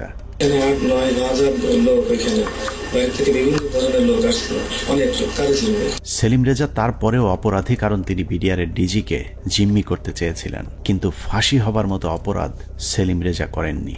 আওয়ামী লীগ নেতাদেরকে বাঁচাতেই সেলিম রেজার বিরুদ্ধে ফাঁসির রায় দিয়ে তাকে হত্যার পরিকল্পনা করা হয়েছিল। আমি এটা সমতুল্য অফিসারদের জিম্মি করার উদ্দেশ্যে নিচ্ছে, কিন্তু হত্যা করার উদ্দেশ্য ছিল না, কাউকে মারার উদ্দেশ্য ছিল না। তো সেই তখন ওই মুহূর্তে আমি তাদেরকে সেভ করতে পারি, বাঁচাতে পারিনি। এরপরে এসকালের গাড়ি থেকে যারা ছিল তাদের চুল লম্বা লম্বা ছিল, ভরসা দেওয়া না, আমাকে দেশের কোনো সহি বলে আমার মনে হচ্ছিল না। থেকে ডিজি সাহেব সহ আমাকে গুলি করে, ডিজি সাহেব জায়গায় সামনে পড়ে যায়, আর আমার হাতে প্রথমে বুকে লাগে আমার গুলিটা বুলেট প্রুফ থাকায় গুলিটা ডিকোসে হয়ে মুখের সম্মুখ ভাগ উপরে চলে যায়, আর একটু হলে আমার হয়তো গলায় লাগতো। 3টা গুলি আঘাত আমার গায়ে। পিলখানা হত্যাকাণ্ডের মূল পরিকল্পনাকারীদের আড়াল করতে বাংলাদেশ সেনাবাহিনী যা করেছে তা হিটলারের বর্বরতাকেও ছাড়িয়ে যায়। হিটলার যদিও অন্য দেশের অন্য ধর্মের মানুষকে হত্যা করতে চেয়েছিল, কিন্তু সেনাবাহিনী নিজেদের সহকর্মীদের উপরেও চালিয়েছে মধ্যযুগীয় বর্বরতা। পিলখানা হত্যাকাণ্ডের মূল পরিকল্পনাকারীদের পরিচয় যেই প্রকাশ করতে চেয়েছে তাকেই দুনিয়া থেকে সরিয়ে দেওয়া হয়েছে। এই ক্ষেত্রে বিডিআরের পাশাপাশি সেনাবাহিনীর কর্মকর্তাদেরকেও ন্যূনতম করুণা দেখায়নি সেনাবাহিনী। পিলখানা হত্যাকাণ্ডের অনেক গুরুত্বপূর্ণ ঘটনার সাক্ষী ছিলেন ক্যাপ্টেন শাহনাজ। তিনি প্রথম হত্যাকাণ্ডে ভারতীয় বাহিনীর উপস্থিতি আবিষ্কার করে গণমাধ্যমকে বক্তব্য দিয়েছিলেন। যে এসএমজিটি দেখা যাচ্ছে সেই এসএমজিটি সিলিংটা নরমাল সিলিং এর মতো না, একটু টেল ইউ দ্যাট এই সিলিং বাইনোকুলারটা আমরা আরবিতে ব্যবহার করি না, আমার জানা মতে বিডিআর ব্যবহার করে না। তার এই বক্তব্যের চড়া মূল্য দিতে হয়েছিল দেশপ্রেমিক সেনা কর্মকর্তা ক্যাপ্টেন শাহনাজ জাহানকে। প্রচন্ড পরিকল্পিত, অনেক আগে থেকে পরিকল্পনা করার বিষয়টা, ওই কথাগুলো তো আমি ওই দিনই বলেছি। তারপরে যেটা হলো যে আমি এরপরে চাকরি ছেড়ে দিই একদিন পরে, আর 27 তারিখে, তো আমি 28 তারিখে আমি প্রথমে করি অ্যাপেন্ডিক্স যে সাবমিট করি যে আমি এখানে আর চাকরি করব না, কারণ হচ্ছে আমার মোরাল ডাউন হয়ে গেছে। এখানে বাংলাদেশের মতো একটা আর্মির ভেতর, ঢাকার ভেতরে কিভাবে এই ঘটনা ঘটলো, কেউ কোনো প্রশ্নের উত্তর দিচ্ছে না আমি যেখানে। এবং আমাকে যখন থ্রেড দেওয়া হলো আমাদেরই প্রতিষ্ঠান থেকে, তখন আমি বুঝে গেলাম যে আসলে এখানে কি হয়েছে। উপরে যে আমি জিজ্ঞেস করছি, তারপরে আমাকে যখন পরবর্তীতে এমএস করলেন, নিজে কল করলেন, তখন আমি স্যারকে বললাম যে স্যার আমাকে স্যারকে বললাম না, তার আগে যে আমি বলেছিলাম যে জামিউল স্যার ছিলেন আমাদের ইঞ্জিনিয়ার্সের তখন এমএস ব্রাঞ্চে, তখন আমি স্যারকে প্রশ্ন করেছিলাম যে স্যার এই যে পোস্টিং গুলো হলো, আপনি তো নিজেই পোস্টিং গুলোর সাথে যুক্ত ছিলেন, আপনি কি আমাকে বলতে পারেন যে 57 জন অফিসারকে কেন আপনারা গত 3 মাসে একসাথে পোস্টেড করলেন? আপনারা কি জানতেন স্যার এখানে ওনাদেরকে মেরে ফেলা হবে? উনি আমার ফোন, মানে ওনার যে রিয়াকশনটা ছিল, ধরেন আমার কি হবে যে না তো এরকম কিছু না, আমরা হঠাৎ করে শুনলে কি হয়, হি ওয়াজ লাইক তুমি ফোনে এসব কি আলোচনা করতেছো, it's so secret thing, I have asked him. So উনি আমার ফোনের লাইনটা কেটে দিয়ে আবার অন্য লাইন থেকে কল করেছেন, টিএনডিতে কল করেছেন, যেটা আর্মি লাইন আর কি। সেটাতে উনি বললেন যেটা অনেক সিনিয়র হাই লেভেলের বিষয়, যেটা আমরা জানি হাই লেভেলের বিষয়টা, প্রাইম মিনিস্টার নিজে যুক্ত ছিলেন, ইন্ডিয়া প্রেজেন্ট ছিল। এগুলোতে আমি কর্নেল মোস্তাফিজ স্যারের প্রোগ্রামে দেখলাম ইন্ডিয়া তার ফোর্স নিয়ে বিভিন্ন পয়েন্টে পয়েন্টে কিন্তু উপস্থিত ছিল, এবং ইন্ডিয়ান ফোর্স নিজেই সেটা তার ওয়েবসাইটে প্রকাশ করেছে, যেটা মোস্তাফিজ ভাই স্যার একটা বলেছেন। সো ওইটা হচ্ছে হাই লেভেলের বিষয়, যেটা আমরা কেউ জানতাম না। নিজের চোখের সামনে সহকর্মীদের পরিকল্পিত হত্যাকাণ্ড কোনোভাবেই মেনে নিতে পারেননি শাহনাজ, যে কারণে বিডিআর হত্যাকাণ্ডের বিচার নিয়ে সবচেয়ে সোচ্চার ছিলেন ক্যাপ্টেন শাহনাজ। কিন্তু ক্যান্টনমেন্টের নিয়ন্ত্রণে থাকা সেনাবাহিনীর ওই পক্ষটি ক্যাপ্টেন শাহনাজকে থামাতে পরিকল্পিতভাবে তার স্বামীকে হত্যা করেন। হাজব্যান্ড যিনি পরবর্তীতে মারা যান, তিনি ছিলেন 44 আপনার মানে বিএমএ লং কোর্সের কন্টেম্পোরারি। উনি ছিলেন ফাইটার পাইলট, কোঅর্ডিনেটর আশরাফ ইবনে আহমেদ। তো তার কাছে আমি একটা ইনফরমেশন পাই, যেমন সে তখন ঢাকায় ছিল, তার ইউনিটে ছিল, সে MiG-29 এর পাইলট ছিল। সে আমাকে ওই 7টা বা 7:30টার দিকে জানায় যে তার একজন আত্মীয় সিভিল, সে নাকি তাকে ফোন করেছিল এবং তারা বলেছিল যে তারা খুব ভয় পাচ্ছে, মানে এই জিনিসটার সাথে অনেকগুলো প্রোগ্রামার যুক্ত ছিল। প্রোগ্রামার পিলখানা হত্যাকাণ্ডকে কেন্দ্র করে 4 দফায় মোট 96 জন মেধাবী সেনা কর্মকর্তাকে বহিষ্কার, আটক, জেল, গুম কিংবা হত্যা করা হয়েছে। এর মধ্যে হত্যাকাণ্ডের পরপর সেনাকুঞ্জে প্রধানমন্ত্রী এবং সেনাপ্রধানের সামনে প্রতিবাদ করার অপরাধে প্রথমেই সেনাবাহিনীর 13 জন অফিসারকে বহিষ্কার করা হয়। পিলখানার মূল ঘটনা তৎকালীন সময়ে গঠিত তদন্ত কমিশনকে জানানোর অপরাধে 5 জন কমান্ডোকে তাপসের উপর মিথ্যা গ্রেনেড হামলা মামলায় ফাঁসানো হয়। এদের 5 জনকে 13 মাস অজ্ঞাত স্থানে গুম করে রাখার পর গ্রেফতার দেখানো হয়। তারপর সবাইকে মিথ্যা মামলায় ফাঁসিয়ে 5 বছর করে কারাদণ্ড দেয়া হয়। তাপস হত্যা মামলা চেষ্টা, এটা একটা ভুয়া মামলা যেটা মতিঝিল থানায় দায়ের করা হয় এবং এইটাতে যে সমস্ত সিভিলিয়ান যারা অপরাধী আছে তাদেরকে বিচারের আওতায় আনার আগেই একই অপরাধে আর্মির 5 জনকে, ভেরি ইয়াং ট্যালেন্টেড অফিসার যারা খুবই অ্যাক্টিভ ছিল, যারা তারা হয় এই তদন্তের সাথে সম্পৃক্ত অথবা এই বিডিআর হত্যাকাণ্ডের বিরুদ্ধে সোচ্চার ছিল, তাদেরকে প্রথম গুম করা হয়, ব্যাপকভাবে শারীরিক নির্যাতন করা হয় এবং পেপার ওয়ার্ক, সব থেকে দুঃখজনক হচ্ছে কাগজে কোর্ট মার্শাল, মানে তাদেরকে গুম অবস্থায় পেপার সই করে দেখানো হয়। যখন জেলে হস্তান্তর করা হয় তখন তারা জানতে পারে যে তাদেরকে 5 বছর জেল দেওয়া হয়েছে। এর মধ্যে একটা দীর্ঘ সময় তাদের পরিবার জানতোই না তারা কোথায় এবং তারা কিভাবে তাদের কি অবস্থায় আছে। আমি একটু 5 জন অফিসারের নাম বলি। এরা হচ্ছে captain Fuad, captain Rajib, captain Helal, captain Reza এবং ক্যাপ্টেন সুবাইল। এরা কিন্তু হয় তদন্তের মধ্যে জেনে গেছিল যে আসলে কি জিনিসটা হচ্ছে, কারণ আমরা যেই জবানবন্দি ইনিশিয়াল ইন্টারোগেশনের পরে সেটা পাইতাম, তারা কিন্তু ওদের সাথে শেয়ার করতাম। এবং এই ক্যাপ্টেন রাজীব, ক্যাপ্টেন ফুয়াদ, তারা তো MI3 থেকে বের হয়ে আসছিল, অস্ত্র নিয়ে বের হয়ে আসছিল যে তারা ঢুকে অফিসারদের উদ্ধার করবে। এই সমস্ত অফিসারকে করলো কি, কয়েকদিন পরে, বিডিআর ঘটনার কয়েকদিন পরে তারা এখানে একটা ভয়ঙ্কর খেলা খেলে।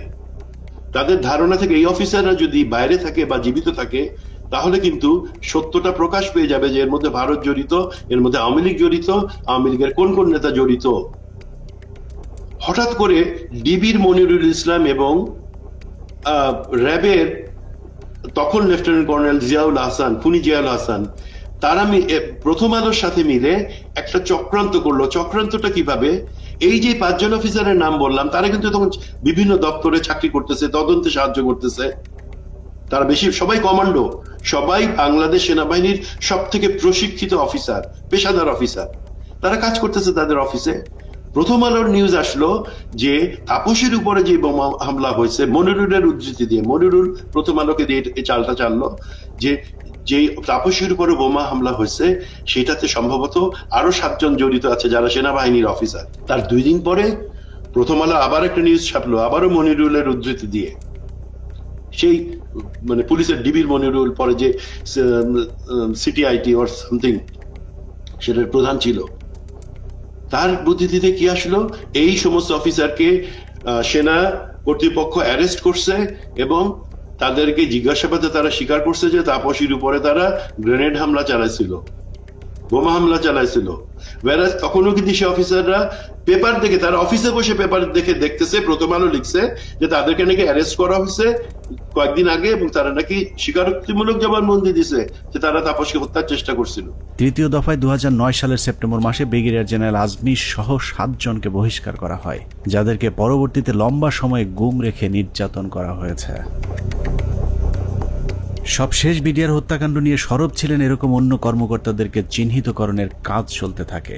2011 সালে MI-STর মেজর জিয়া সহ মোট 68 জন সেনা কর্মকর্তাকে মিথ্যা অভ্যুত্থানের অভিযোগ তুলে একসাথে বহিষ্কার করা হয়। এর মধ্যে 4 জনকে ছেড়ে দেওয়া হলেও বাকি 64 জনকে বিভিন্ন মেয়াদে সাজা দেওয়া হয়েছে, যাদের অনেকেই দীর্ঘদিন গুমের শিকার হয়েছিলেন। সবচেয়ে মর্মান্তিক পরিণতি হয়েছিল মেজর জেনারেল রফিক এবং কর্নেল শহীদের, যারা দুজন শেষ মুহূর্ত পর্যন্ত বিডিআর হত্যাকাণ্ডের মূল রহস্য উদ্ঘাটনের চেষ্টা চালিয়ে যাচ্ছিলেন।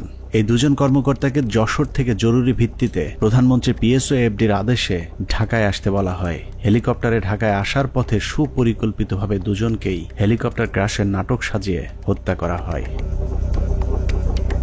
পিলখানা হত্যাকাণ্ডের শেষ শিকার ক্যাপ্টেন তানভীরকে শেখ তাপসের গাড়িতে তুলে দেওয়ার পর তার ভাগ্যে কি ঘটেছে সেটা নিয়েও সেনাবাহিনী কোনো তদন্ত হতে দিতে চায়নি, যে কারণেই অন্য একজনের লাশ ক্যাপ্টেন তানভীর বলে দাফন করা হয়। সেনাবাহিনীর পক্ষ থেকে অপরিচিত একজনের কবরে তানভীরের নাম ফলক বসিয়ে দেওয়া হয়, কিন্তু তানভীরের পরিবার এখনো প্রিয় মানুষের অপেক্ষায়। বললো এখন যদি তুই বাঁচতে চাস তাহলে তুই একটা লাশ নে। এখানে আমার শ্বশুর শাশুড়ি কোনোভাবেই তো মেনে নিল না, এমনকি ওই প্রোগ্রামে আমার আম্মুকে বলল যে আপনাকে ইয়ে করা হবে, MP করে দেওয়া হবে। আমার আম্মু ওখানে দাঁড়ালোই না। হ্যাঁ, আমার আম্মু চলে আসলো, 2টা ডেড বডি দাফন হলো। তো মেজর গাজ্জালি ভাইয়ের একটা লাশ দাফন হলো, 653 নাম্বার ওনার কবরটা। ওনার শাশুড়িকে হচ্ছে পরবর্তীতে আওয়ামী লীগের MP করা হলো। আমার আম্মু তো ডিনাই করলো, আমার আম্মু এটা মেনে নিল না। আর আমার শ্বশুরকে বলল যে আপনার ফরেন মিনিস্ট্রিতে জব দিবে। আমার দেবরকে ও তো দেশের বাইরে থাকে, বলল যে তাকে আনানো হোক, তাকে হচ্ছে সরাসরি ক্যাপ্টেন হিসাবে ঢুকিয়ে দিবে আর্মিতে। আমাদের আসলে কোনো ফ্যামিলি আমরা কম্প্রোমাইজড কখনোই হইনি। পিলখানা হত্যাকাণ্ডে একজন সামরিক গুরুত্বপূর্ণ সাক্ষীকে হত্যা করা হয়েছিল। তিনি হলেন নাসির উদ্দিন আহমেদ পিন্টু। পিলখানা হত্যাকাণ্ডে বিএনপিকে জড়াতেই আটক করা হয় পুরান ঢাকার জনপ্রিয় এই বিএনপি নেতাকে। এরপর জেলখানায় বিডিআর মামলার আসামিরা তাকে গুরুত্বপূর্ণ তথ্য জানিয়েছিলেন, যে কারণেই পিন্টুকে পরিকল্পিতভাবে হত্যা করা হয়। জেলখানায় যখন এরা এত তথ্য দিত আমাকে, তখন আমি খুব বিব্রত অবস্থায় পড়ি, কারণ আমি তো আসলে কিছুই করতে পারবো। আমি তাদেরকে বলি, পিন্টু ভাই আছে, তাকে সব বলো।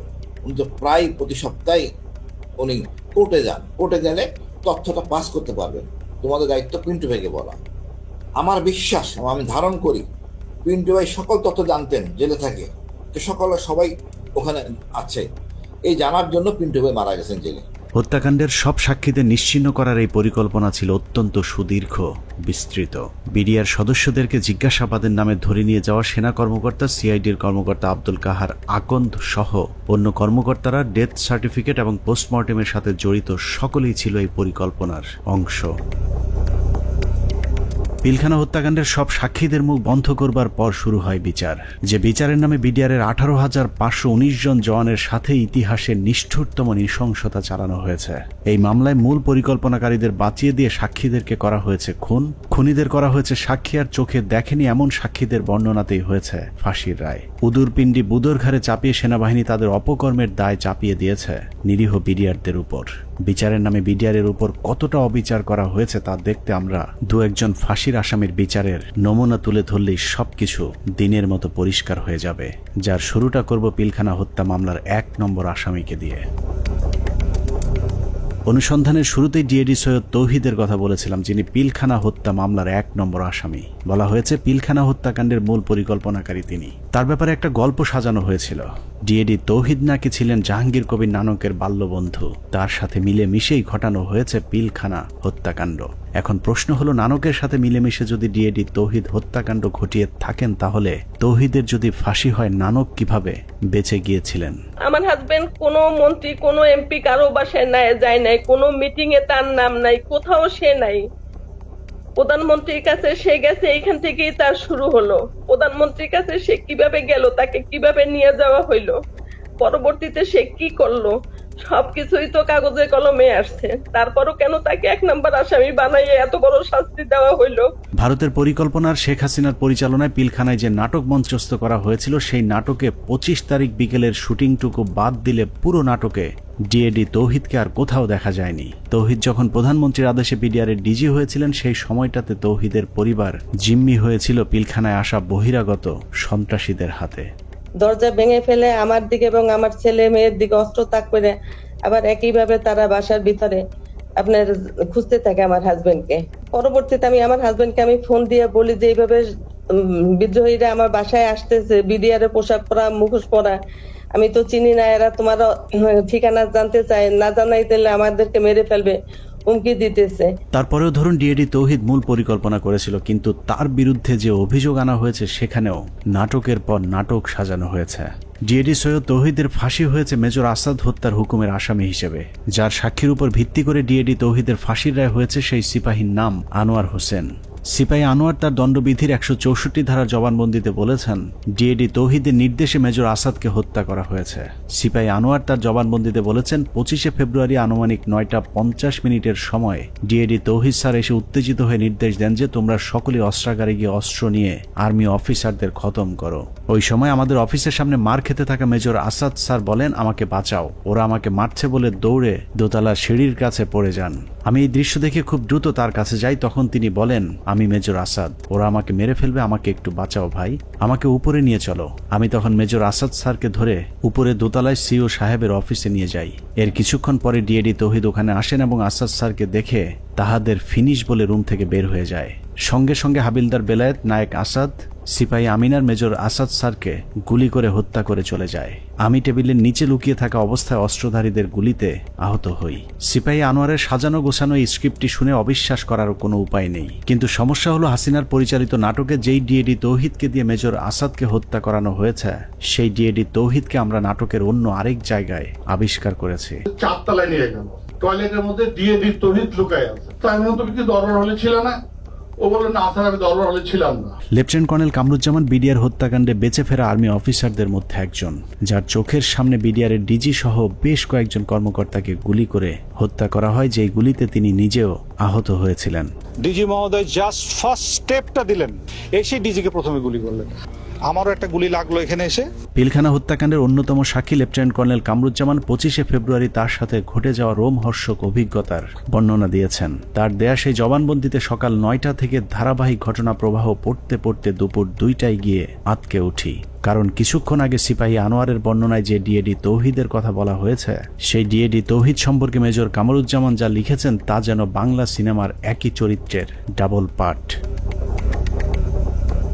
লেফটেন্যান্ট কর্নেল কামরুজ্জামান তার 161-এর জবানবন্দিতে বলেছেন সকাল থেকে তাকে নানাভাবে অপমান, অপদস্থ, ভয়, ভীতি আর মারধরের পর কয়েকজন সিপাহীর সহায়তায় তিনি জীবন বাঁচান। তিনি বলেছেন কয়েকজন সিপাহীর হাত ঘুরে সবশেষ বিডিআর সদস্যরা তাকে সদর ব্যাটালিয়নের 4র্থ তলায় নিয়ে যায়। সেখানে গিয়েই তিনি বাথরুমের ভেতরে লুকানো অবস্থায় ডিএডি তৌহিদকে দেখতে পান।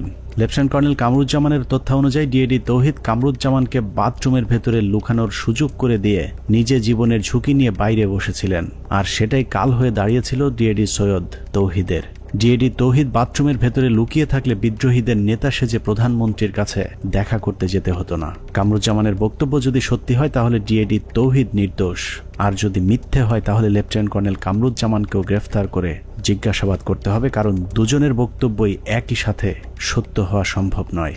ডিএডি তৌহিদ কিভাবে বিদ্রোহীদের নেতা হয়ে প্রধানমন্ত্রীর সাথে দেখা করতে গিয়েছিলেন সেই বর্ণনা খুঁজে পেয়েছে আরেকজন ডিএডির 164 ধারার জবানবন্দিতে। ডিএডি আব্দুর রহিম তার জবানবন্দিতে বলেছেন পিকআপ হতে একজন সৈনিক আমাকে মন্ত্রী আসলে কথা বলার জন্য বললে আমি বলি ভেতরে আরো ডিএডি আছেন। এরপর আমি পিকআপ নিয়ে ডিএডি তৌহিদকে খুঁজতে যাই। সদর ব্যাটালিয়নের 4র্থ তলায় তৌহিদ সাহেবকে দেখতে পাই। তারপর তৌহিদ সাহেব বলেন বাথরুমে আমার প্রাক্তন sector commander lieutenant colonel Kamruzzaman sir লুকিয়ে আছেন। স্যারের সাথে দেখা করি, তারপর ডিএডি তৌহিদ সহ 4 নম্বর গেটে যাই। এভাবেই ডিএডি তৌহিদ পিলখানার কথিত বিদ্রোহের মূল পরিকল্পনাকারী হয়ে গেলেন।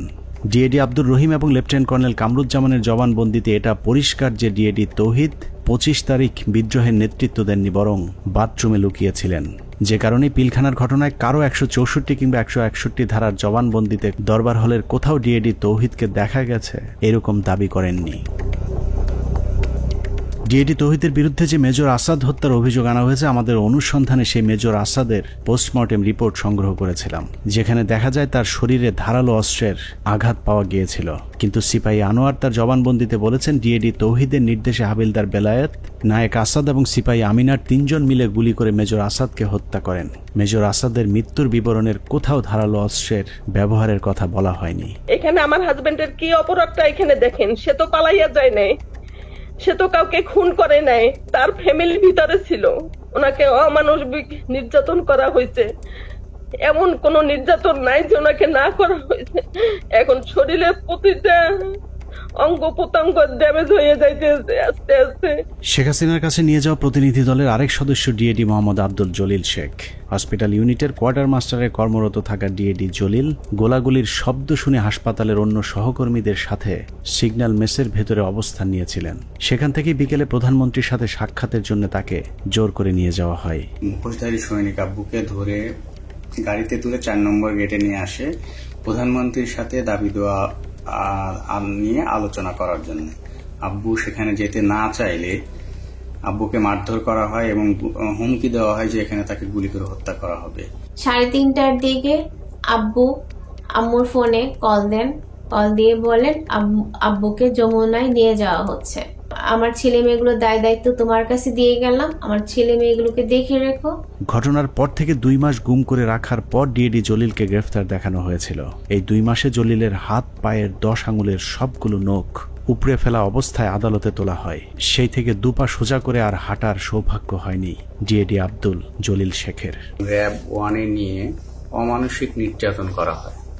আব্বুর হাত পায়ের নখ উঠে ফেলা হয়, থেতলে আঙুলগুলো থেতলে ফেলা হয়, পায়ের নখে সুচ ঢুকানো হয়, কারেন্টের শর্ট দেওয়া হয়, পেনিসে। ডিএডি জলিলকে যাদের সাক্ষীর উপর ভিত্তি করে ফাঁসি দেওয়া হয়েছে সেখানে বেশিরভাগ সাক্ষী বলেছে টেলিভিশনে দেখেছি, পত্রিকায় পড়েছি বা অমকের কাছে শুনেছি, কিন্তু কেউ ডিএডি জলিলকে কোথাও কাউকে হত্যা, লুটপাট কিংবা ধর্ষণ করতে দেখেননি। এসব সাক্ষীদের একজন মেজর জায়েদি। তিনি জানিয়েছেন কিভাবে তাকে ডিএডি জলিলের বিরুদ্ধে সাক্ষ্য দেওয়ানো হয়েছে। তাকে আমি উক্ত এলাকায় দেখেছিলাম এবং আমি শনাক্ত করতে পেরেছিলাম, বাট তার নাম জানতাম না। জেনারেল আজিজ, তদানীন্তন Dhaka sector commander colonel Aziz আমাকে জানিয়েছিলেন উক্ত অফিসারের নাম ডিএডি জলিল। তার মুখ ভর্তি দাড়ি ছিল, চাপা দাড়ি। দাড়িওয়ালা এক ব্যক্তিকে ডিএডি আব্দুল জলিল বানিয়ে ফাঁসি দিয়ে দেওয়া হয়েছে, অথচ আমাদের হাতে 2009 সালে পিলখানা হত্যাকাণ্ডের দিনের একটি ভিডিওতে দেখা যায় ডিএডি জলিলের মুখে কোনো দাড়ি নেই। এখন প্রশ্ন আসতে পারে, পিলখানা হত্যাকাণ্ডের সাথে কি তাহলে কোনো বিডিআর সদস্য জড়িত ছিল না? অবশ্যই ছিল, কিন্তু যারা জড়িত ছিল তাদেরকে এই মামলায় শাস্তি দেওয়া সম্ভব নয়, কারণ মামলার মূল উদ্দেশ্যই ছিল পিলখানা হত্যাকাণ্ডের বাকি কাজ সম্পন্ন করা। এখানে সিপাহী মাহিন এবং লেদার লিটনের মতো হত্যার মূল পরিকল্পনার সাথে জড়িত আসামিকে ভারতে পাঠিয়ে দেওয়া হয়েছে। লেদার লিটনের বাবা সাবেক সুবেদার এবং আওয়ামী লীগ নেতা তোরাব আলীকে সুনির্দিষ্ট অভিযোগ থাকার পরেও ছেড়ে দেওয়া হয়েছিল। অন্যদিকে যারা শুধুমাত্র বিডিআরের ডিজিকে জিম্মির পরিকল্পনার সাথে জড়িত কিন্তু হত্যাকাণ্ডের পরিকল্পনার কথা জানতেন না, তাদের বেশিরভাগকে জিজ্ঞাসাবাদের নামে হত্যা করা হয়েছে। বাদবাকি যারা আছেন তাদেরকেও ফাঁসির রায় দিয়ে হত্যার পরিকল্পনা ছিল, যেন আওয়ামী লীগের কোন কোন নেতা এই হত্যাকাণ্ডের পরিকল্পনার সাথে জড়িত তাদের নাম কেউ জানতে না পারে। পিলখানা হত্যাকাণ্ড যে বিডিআরকে ধ্বংস করে দেওয়ার জন্যই করা হয়েছিল তার প্রমাণ হাস্যকর এই মামলায় 18,519 জন বিডিআর জওয়ানকে আসামি করা। এদের মধ্যে বেশিরভাগ বিডিআর জওয়ান নির্দোষ প্রমাণিত হলেও কাউকেই চাকরি ফেরত দেওয়া হয়নি। উল্টো যাদেরকে ছেড়ে দেওয়া হয়েছে সবার কাছ থেকে বড় অঙ্কের টাকা নিয়ে তারপর তাদেরকে মুক্তি দেওয়া হয়। অনেক অপরাধীকে টাকার বিনিময়ে সাক্ষী বানানো হয়েছে, আবার অনেক নিরীহ বিডিআর সদস্যকে কোনো কারণ ছাড়াই শাস্তি দেওয়া হয়েছে। 2009 সালের 25 ও 26 তারিখে বিডিআর পিলখানায় ঘটে যায় বিডিআর বিদ্রোহের নারকীয় হত্যাকাণ্ড। এই হত্যাকাণ্ডের সময় সে 9 দিনের ছুটিতে বাড়িতে অবস্থান করে। সে ছুটিতে থাকার কারণে তাকে সেই অভিযুক্তের বাইরে রাখা হয়। পরবর্তীতে সিআইডি দীর্ঘ 7 মাস পর 2009 সালে সেপ্টেম্বর মাসের 10 তারিখে তাকে কর্মরত অবস্থায় গ্রেপ্তার করে জেল হাজতে প্রেরণ করে। এই মামলার বিচার কার্য শুরু হয় বকশীবাজার আলিয়া মাদ্রাসা মাঠে। রায়ে তাকে যাবজ্জীবন কারাদণ্ড দেওয়া হলো। দীর্ঘ শুনানি শেষে 2017 সালে এই মামলার রায় প্রদান করা হয়। রায়ে আমার ছোট ভাই আতিকুর রহমানকে খালাস প্রদান করা হয়। তখন এই জামিনের বিরোধিতা করে রাষ্ট্রপক্ষ সুপ্রিম কোর্টে আপিল করে। এমতো অবস্থায় এখন পর্যন্ত আমরা কোনোভাবে আমার ছোট ভাইয়ের মুক্তির কোনো ব্যবস্থা করতে পারিনি। আমার ছোট ভাই যে ছুটিতে ছিল, যে সে নির্দোষ, এটি সবকিছুতে প্রমাণ হয়ে গেছে। তাকে মুক্তি দেওয়া আমি মনে করি যে এটা সরকারের দায়িত্ব। এভাবেই চলেছে পিলখানা হত্যাকাণ্ডের বিচারের নামে অবিচার। আতিক থেকে তৌহিদ পিলখানা হত্যাকাণ্ডের বিচারের নামে 18,000 পরিবারের সাথে গেল 16 বছর যা হয়েছে তাই পৃথিবীর ইতিহাসে আর কখনোই হয়েছে কিনা আমাদের জানা নেই। মামলা, তদন্ত, জিজ্ঞাসাবাদ থেকে শুরু করে জবানবন্দি, কোথাও ন্যায় বিচার পায়নি বিডিআরের পরিবারগুলো। একটা ফ্যামিলি ধ্বংস হওয়ার মতো যা যা দরকার সবকিছুই ঘটছে আপনার ফ্যামিলিতে। বাংলাদেশের ইতিহাসে যদি 5 আগস্ট না আসতো তাহলে বিডিআরের এই আর্তনাদ হয়তো উঁচু লাল দালানের বাইরের কেউ শুনতে পেত না। বিডিআরের পরিবার কারো করুণা চায় না, তারা চায় ন্যায় বিচার।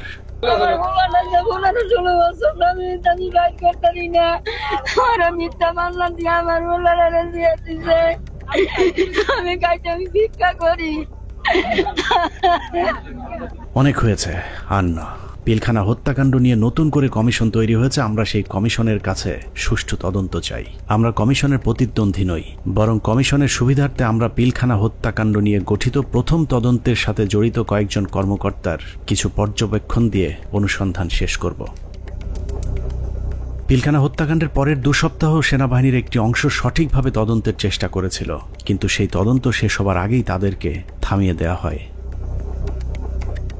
আমি তদন্তকালে যেটা দেখলাম, কিছু বিষয় তদন্তে মনোযোগী হওয়ার কারণে কমিটির অন্যান্যরা আমাকে মোটামুটি একটা হোস্টাইল মেম্বার হিসেবে চিহ্নিত করে এবং অসহযোগিতা শুরু করে এবং আমার কার্যক্রমকে তারা ওপেনলি ডিসক্রেডিট করার চেষ্টা করে।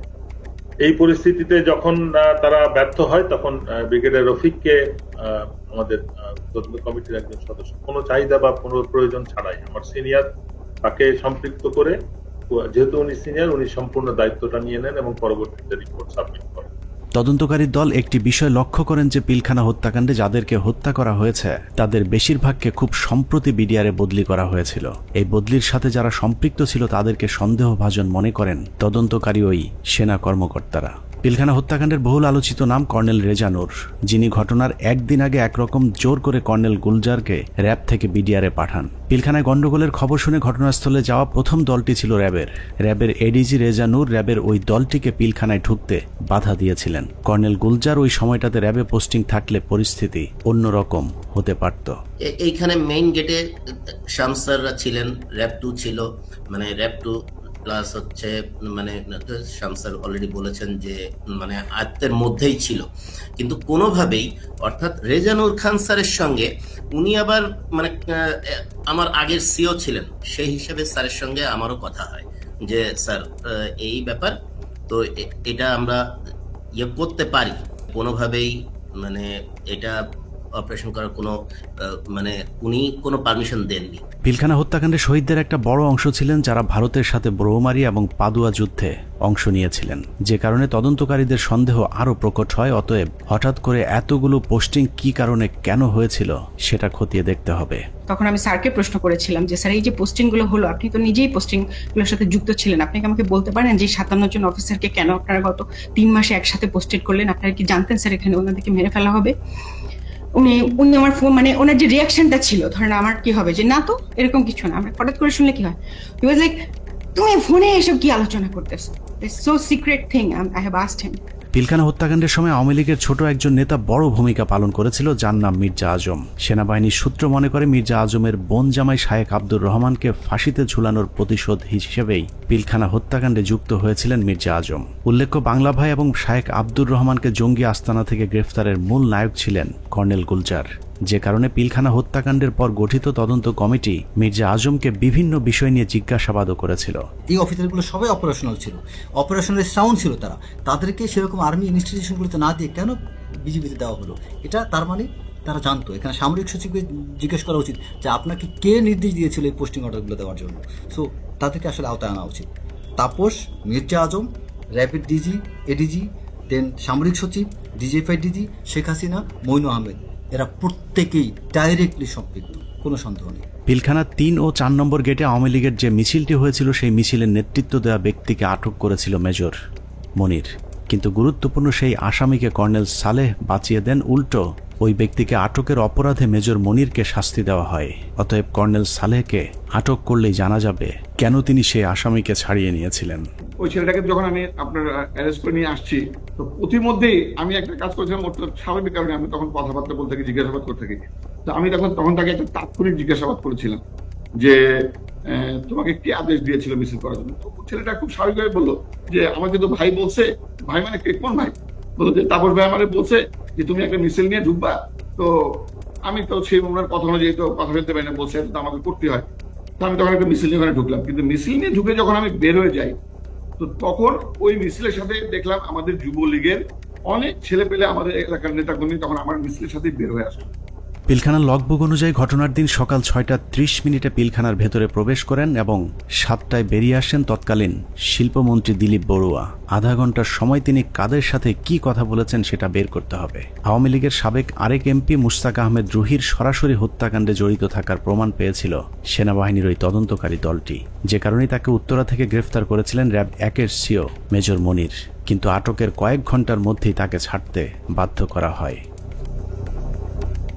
আওয়ামী লীগের আরও ডজনখানেক মন্ত্রী প্রতিমন্ত্রীর নাম জিজ্ঞাসাবাদের তালিকায় ছিল, কিন্তু তাদের বিরুদ্ধে পরবর্তীতে কোনো ব্যবস্থা নেওয়া হয়নি। এর মধ্যে সাবেক স্বরাষ্ট্র প্রতিমন্ত্রী সোহেল তাজ ছিলেন অন্যতম সন্দেহভাজন পরিকল্পনাকারী, যিনি পর্দার আড়ালে থেকে ঠান্ডা মাথায় ভারতীয় গোয়েন্দা সংস্থার সাথে যুক্ত হয়েছিলেন। সেনাবাহিনী সূত্র জানিয়েছে সোহেল তাজ পিলখানা হত্যাকাণ্ডের আগে বিদেশে যাবার কথা বললেও সে ঢাকা বিমানবন্দর থেকে সিলেটে গিয়ে সেখান থেকে আবারও হেলিকপ্টারে ঢাকায় ফেরত আসেন। পিলখানার ঘটনায় ভারতের সাথে যোগাযোগ রক্ষায় গুরুত্বপূর্ণ ভূমিকা পালন করেছেন সোহেল তাজ। তদন্ত কমিটি সোহেল তাজের পাসপোর্ট চেক করলেই প্রমাণ হয়ে যাবে তিনি আদৌ ওই সময়টাতে দেশের বাইরে অবস্থান করেছিলেন কিনা। পিলখানা হত্যাকাণ্ডের মতো এত ভয়ঙ্কর একটি সরকারি পরিকল্পনার সময় সোহেল তাজ কোথায় ছিলেন, তার ভূমিকাই বা কি ছিল তা পরিষ্কার হওয়া প্রয়োজন। বলা হয়ে থাকে সোহেল তাজ ঠিক ঘটনার আগে দেশের বাইরে অবস্থান করছিলেন। যদি সেটাও হয়ে থাকে তাহলে তিনি হঠাৎ করে কেন দেশের বাইরে চলে গেলেন? হত্যাকাণ্ডের এই পরিকল্পনা তিনি দেশবাসীকে না জানিয়ে কেন আত্মগোপনে ছিলেন সেটাও খতিয়ে দেখা প্রয়োজন। রাজনৈতিক সম্পৃক্ততাটা স্পষ্ট হয়ে যায় আস্তে আস্তে। এর মধ্যে সব থেকে বেশি ইনভলভ ছিলেন ব্যারিস্টার তাপস, হাজারীবাগ এলাকার এমপি নির্বাচিত হন যিনি। এছাড়া আর যারা ছিলেন, নানক আজম, অ্যাডভোকেট কামরুল, শেখ সেলিম, সোহেল তাজ, ওয়ারেসাত বেলাল, রুহি, দেন মাহবুবা রাগিনী, শেগুপ্তা ইয়াসমিন এমিলি এবং সুবেদার তোরাবালি অবসরপ্রাপ্ত বিডিআর এর সদস্য। ভারতীয় পরিকল্পনার বাস্তবায়নের বাংলাদেশ প্রান্তে নেতৃত্ব দিয়েছেন স্বয়ং শেখ হাসিনা নিজে। সকাল থেকে শেখ হাসিনা 3 বাহিনীর প্রধানকে নিয়ে যমুনায় অবস্থান করেছেন। ভারতীয় পরিকল্পনা বাস্তবায়নে শেখ হাসিনা সার্বক্ষণিক ভারতের সাথে যোগাযোগ রক্ষা করেছেন এবং যে কোনো পরিস্থিতিতে শেখ হাসিনাকে বাঁচানোর জন্যও ভারতীয় এয়ারফোর্স প্রস্তুত ছিল বলে প্রমাণ পেয়েছিল সেনা কর্মকর্তারা। 6 প্যারাশুট রেজিমেন্ট, এটা হচ্ছে গিয়ে, এটার লোকেশন হচ্ছে গিয়ে আপনার কলকাতায় কালীকুমুন্দ এয়ারপোর্টে, এয়ার স্ট্রিপে। ওরা স্পিয়ার হেডের নিরাপত্তা থাকে। ওইখানে একটা কোম্পানি ছিল, ওই কোম্পানির কোম্পানি কমান্ডার ছিলেন মেজর কামালদীপ সিং। তাদের একটা রেজিমেন্ট, প্যারাশুট রেজিমেন্ট, 5টার সময় যখন তারা রেডি হয় একটা কোম্পানি, 8টার মধ্যে তাদের একটা ফুল রেজিমেন্ট রেডি হয়। যে রেজিমেন্ট পরবর্তী আমরা জানতে পারি যে ওই রেজিমেন্টের এইম ছিল ঢাকা এয়ারপোর্ট, তেজগাঁ এয়ারপোর্ট এবং গণভবনে অপারেশন করা এবং নিরাপদভাবে তখনকার স্বৈরাচারী প্রাইম মিনিস্টারকে এক্সট্রিকেট করার জন্য। সবশেষ পিলখানা হত্যাকাণ্ডের পরিকল্পনা বাস্তবায়ন এবং হত্যাকাণ্ডের ধামাচাপা দেওয়ার দায়িত্বে যারা ছিল তাদের সবাইকে গ্রেফতার করে বিচারের আওতায় আনতে হবে। সেনা প্রধান হিসেবে জেনারেল মঈনকে এর দায় অবশ্যই নিতে হবে, যিনি শেখ হাসিনার পাশে বসে পিলখানায় সেনা হত্যার ঘটনা পর্যবেক্ষণ করেছিলেন। পিলখানা হত্যাকাণ্ডে সরাসরি সম্পৃক্ত লেফটেন্যান্ট জেনারেল সিনা ইবনে জামালি, যিনি পিলখানার বিভিন্ন গেটে অবস্থান নেওয়া র্যাব ও সেনাবাহিনীর সদস্যদেরকে ভেতরে অভিযান চালাতে বাধা দিয়েছিলেন। তৎকালীন ডিজিএফআই এবং এনএসআই প্রধান দুজনেই এই পরিকল্পনার অংশ। বিশেষ করে ডিজিএফআই এর তৎকালীন মহাপরিচালক মেজর জেনারেল মোল্লা ফজলে আকবর হত্যাকাণ্ডের পর খুনিদের পিলখানা থেকে বের করে দেওয়ার বিষয়টি সেনাবাহিনীর চোখের সামনেই ঘটেছে। খুব নাটকীয়ভাবে বিডিআর এর ভেতরে বিভিন্ন ইলেকট্রিসিটি লাইন কেটে দিয়ে গেট খুলে দেওয়া হয় ইচ্ছা করে, যাতে সৈনিকরা পালিয়ে যেতে পারেন। তো সেই সময় আমি বলেছিলাম যে র্যাবের এক অফিসার ক্যাপ্টেন আশিক স্যার, যিনি ইঞ্জিনিয়ার্সে আমাদের সাথে ছিলেন, ক্যাপ্টেন আশিক স্যার আবার আমার সাথে 8 ইঞ্জিনিয়ার্সে চাকরি করেছেন রংপুর ক্যান্টনমেন্টে। এরপর ওনার র্যাবে পোস্টিং পেয়ে, কিন্তু আমি স্যারকে চিনতাম। স্যার কিছু সৈনিককে যখন পালিয়ে যাচ্ছে উনি না বুঝে ওদেরকে ধরে নিয়ে আসেন পিকআপে করে, র্যাবের পিকআপে করে আমাদের আবাহনী মাঠে আসেন।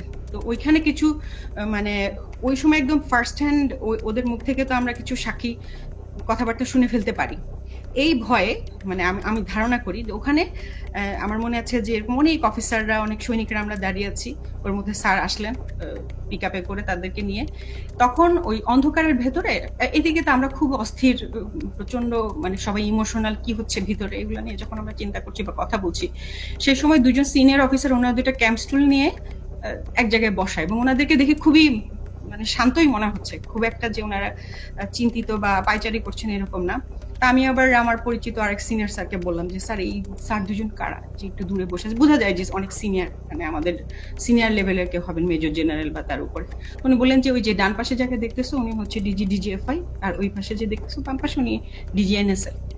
এবং ডিজিএফআই যাকে বলেন উনি তখন উঠে এসে বকাঝকা করেন ক্যাপ্টেন আশিক স্যারকে যে তুমি কার পারমিশনে এদেরকে ধরে নিয়ে আসছো। পিলখানার বাইরে থেকে নির্বিঘ্ন হত্যাকাণ্ড চালাতে সহায়তা করেছেন ডিজিএফআই এর মামুন খালেদ, ব্রিগেডিয়ার জেনারেল ইমরুল কায়েস এবং কর্নেল সালেহ, সকলেই মাঠে থেকে পিলখানা হত্যাকাণ্ডের পরিকল্পনা বাস্তবায়ন করেছেন। ভেতরে লুকিয়ে থাকা বিভিন্ন কর্মকর্তাদের ফোন লোকেশন খুনিদেরকে দেওয়ার দায়িত্ব তারাই পালন করেছিলেন। 25 তারিখ রাতে 12টার দিকে হবে, আমি তখন মাঠে বসা, আমি ব্রিগেডিয়ার জেনারেল হাকিম, ইমরুল কায়েস ডাইরেক্টর সিপিআইবি, উনি তখন ওই মাঠে আসছিলেন। তো উনি মাঠে এসে বলল যে তোমাদের জানার মতো যদি কেউ থাকে, যে ভিতরে থাকে, তোমাদের কাছে কোনো ফোন আসে, তাহলে সেটা আমাদেরকে জানাও, কারা কারা কিভাবে কি আসে, তো সেটা আমরা জানিয়ে দিব। 44 রাইফেলস ব্যাটালিয়নের অধিনায়ক লেফটেন্যান্ট কর্নেল শামস পিলখানার ভেতরে থেকে মূল নেতৃত্ব দিয়েছেন। মূলত 44 নম্বর ব্যাটালিয়ন পুরো বিদ্রোহের নেতৃত্ব দিয়েছিল, যে কারণে পিলখানা হত্যাকাণ্ডে 44 রাইফেলস ব্যাটালিয়নের কোনো সেনা কর্মকর্তা ওই দিন মারা যায়নি। নিরীহ সিপাহীদেরকে মিথ্যা স্বপ্ন দেখিয়ে বিদ্রোহে অংশ নিতে উদ্বুদ্ধ করা লেফটেন্যান্ট জেনারেল শামস পিলখানা থেকে বাইরে এসেই শেখ হাসিনাকে ধন্যবাদ জানিয়েছিলেন, অথচ ভেতরে তখন 57 সেনা কর্মকর্তার বিকৃত লাশ পড়েছিল। পিলখানা হত্যাকাণ্ডের পুরস্কার হিসেবে লেফটেন্যান্ট কর্নেল শামসকে পরবর্তীতে সেনাবাহিনীর গুরুত্বপূর্ণ পদে পদায়ন করা হয়েছিল, যা অত্যন্ত রহস্যজনক। যে মাননীয় প্রধানমন্ত্রীর অ্যাড্রেসটা আসলে সেখানে এদের অস্ত্র জমা দেওয়ার ক্ষেত্রে একটা টনিক হিসাবে কাজ করেছে। আমি মাননীয় প্রধানমন্ত্রীকে আসলে ধন্যবাদ জানাবো। আমাদের হাতে আসা তথ্য বলছে 2009 সালের 25শে ফেব্রুয়ারি পিলখানার দরবার শুরুর ঘণ্টা তিনেক আগে সকাল 6টায় হঠাৎ করে বিডিআরের কেন্দ্রীয় কোতের দায়িত্ব পরিবর্তন করে মেজর রিয়াজকে দেওয়া হয়েছিল, যার বিরুদ্ধে পিলখানা হত্যাকাণ্ডে সম্পৃক্ত থাকার সুনির্দিষ্ট প্রমাণ পেয়েছিল তৎকালীন তদন্তকারী সেনা কর্মকর্তারা। তাকে দ্রুত গ্রেফতার করলে গুরুত্বপূর্ণ তথ্য পাওয়া যাবে। পিলখানা হত্যাকাণ্ডের 2 দিন পর ব্রিগেডিয়ার জেনারেল মইনুল ইসলামকে মেজর জেনারেল পদোন্নতি দিয়ে বিডিআরের ডিজি বানানো হয়েছিল। ডিজি হয়েই হত্যাকাণ্ডের সব আলামত নষ্টের পুরো দায়িত্ব পালন করেছিল মেজর জেনারেল মইনুল ইসলাম। পিলখানায় হত্যাকাণ্ড বাস্তবায়ন, তদন্তে বাধা, জিজ্ঞাসাবাদের নামে সৈনিক এবং সেনাবাহিনীর কর্মকর্তাদের নির্যাতনের দায়িত্ব পালন করেছে এমন আরও কয়েকজনের তালিকা আমাদের হাতে এসেছে। এদের মধ্যে র্যাব 2 এর তৎকালীন CO lieutenant colonel Salauddin Bir Protik, brigadier general Moazzem, brigadier Saidur Rahman, brigadier Mukim, colonel Imran Ibne Rauf, lieutenant colonel Sharafat, যারা 57 সেনা কর্মকর্তা হত্যার আসল রহস্য ধামাচাপা দিতে সেনাবাহিনীর 96 জন এবং বিডিআরের অসংখ্য পরিবারের উপর চরম জুলুম নির্যাতন চালিয়েছেন। 16 বছরে বিডিআরের এরকম অনেক পরিবার আছে যারা পেট বাঁচাতে রাস্তায় ভিক্ষা করতে নেমেছে। আমাদের অনুসন্ধানে কোনো অপরাধীকে বাঁচাতে চাইনি কিংবা নির্দোষীকে ফাঁসাতেও চাইনি। আমরা আসলেই একটা সুষ্ঠু তদন্ত সাপেক্ষে বিচার চাই, যেই বিচারে শুধুই বিডিআর নয়, সব খুনিদের বিচার হবে। নিরীহ বিডিআরদেরকে দ্রুত মুক্তি দেওয়া হবে এবং যারা নিরপরাধ ছিল তাদেরকে আবারও চাকরি সহ সকল সুযোগ সুবিধা ফেরত দিতে হবে। আল্লাহ হাফেজ।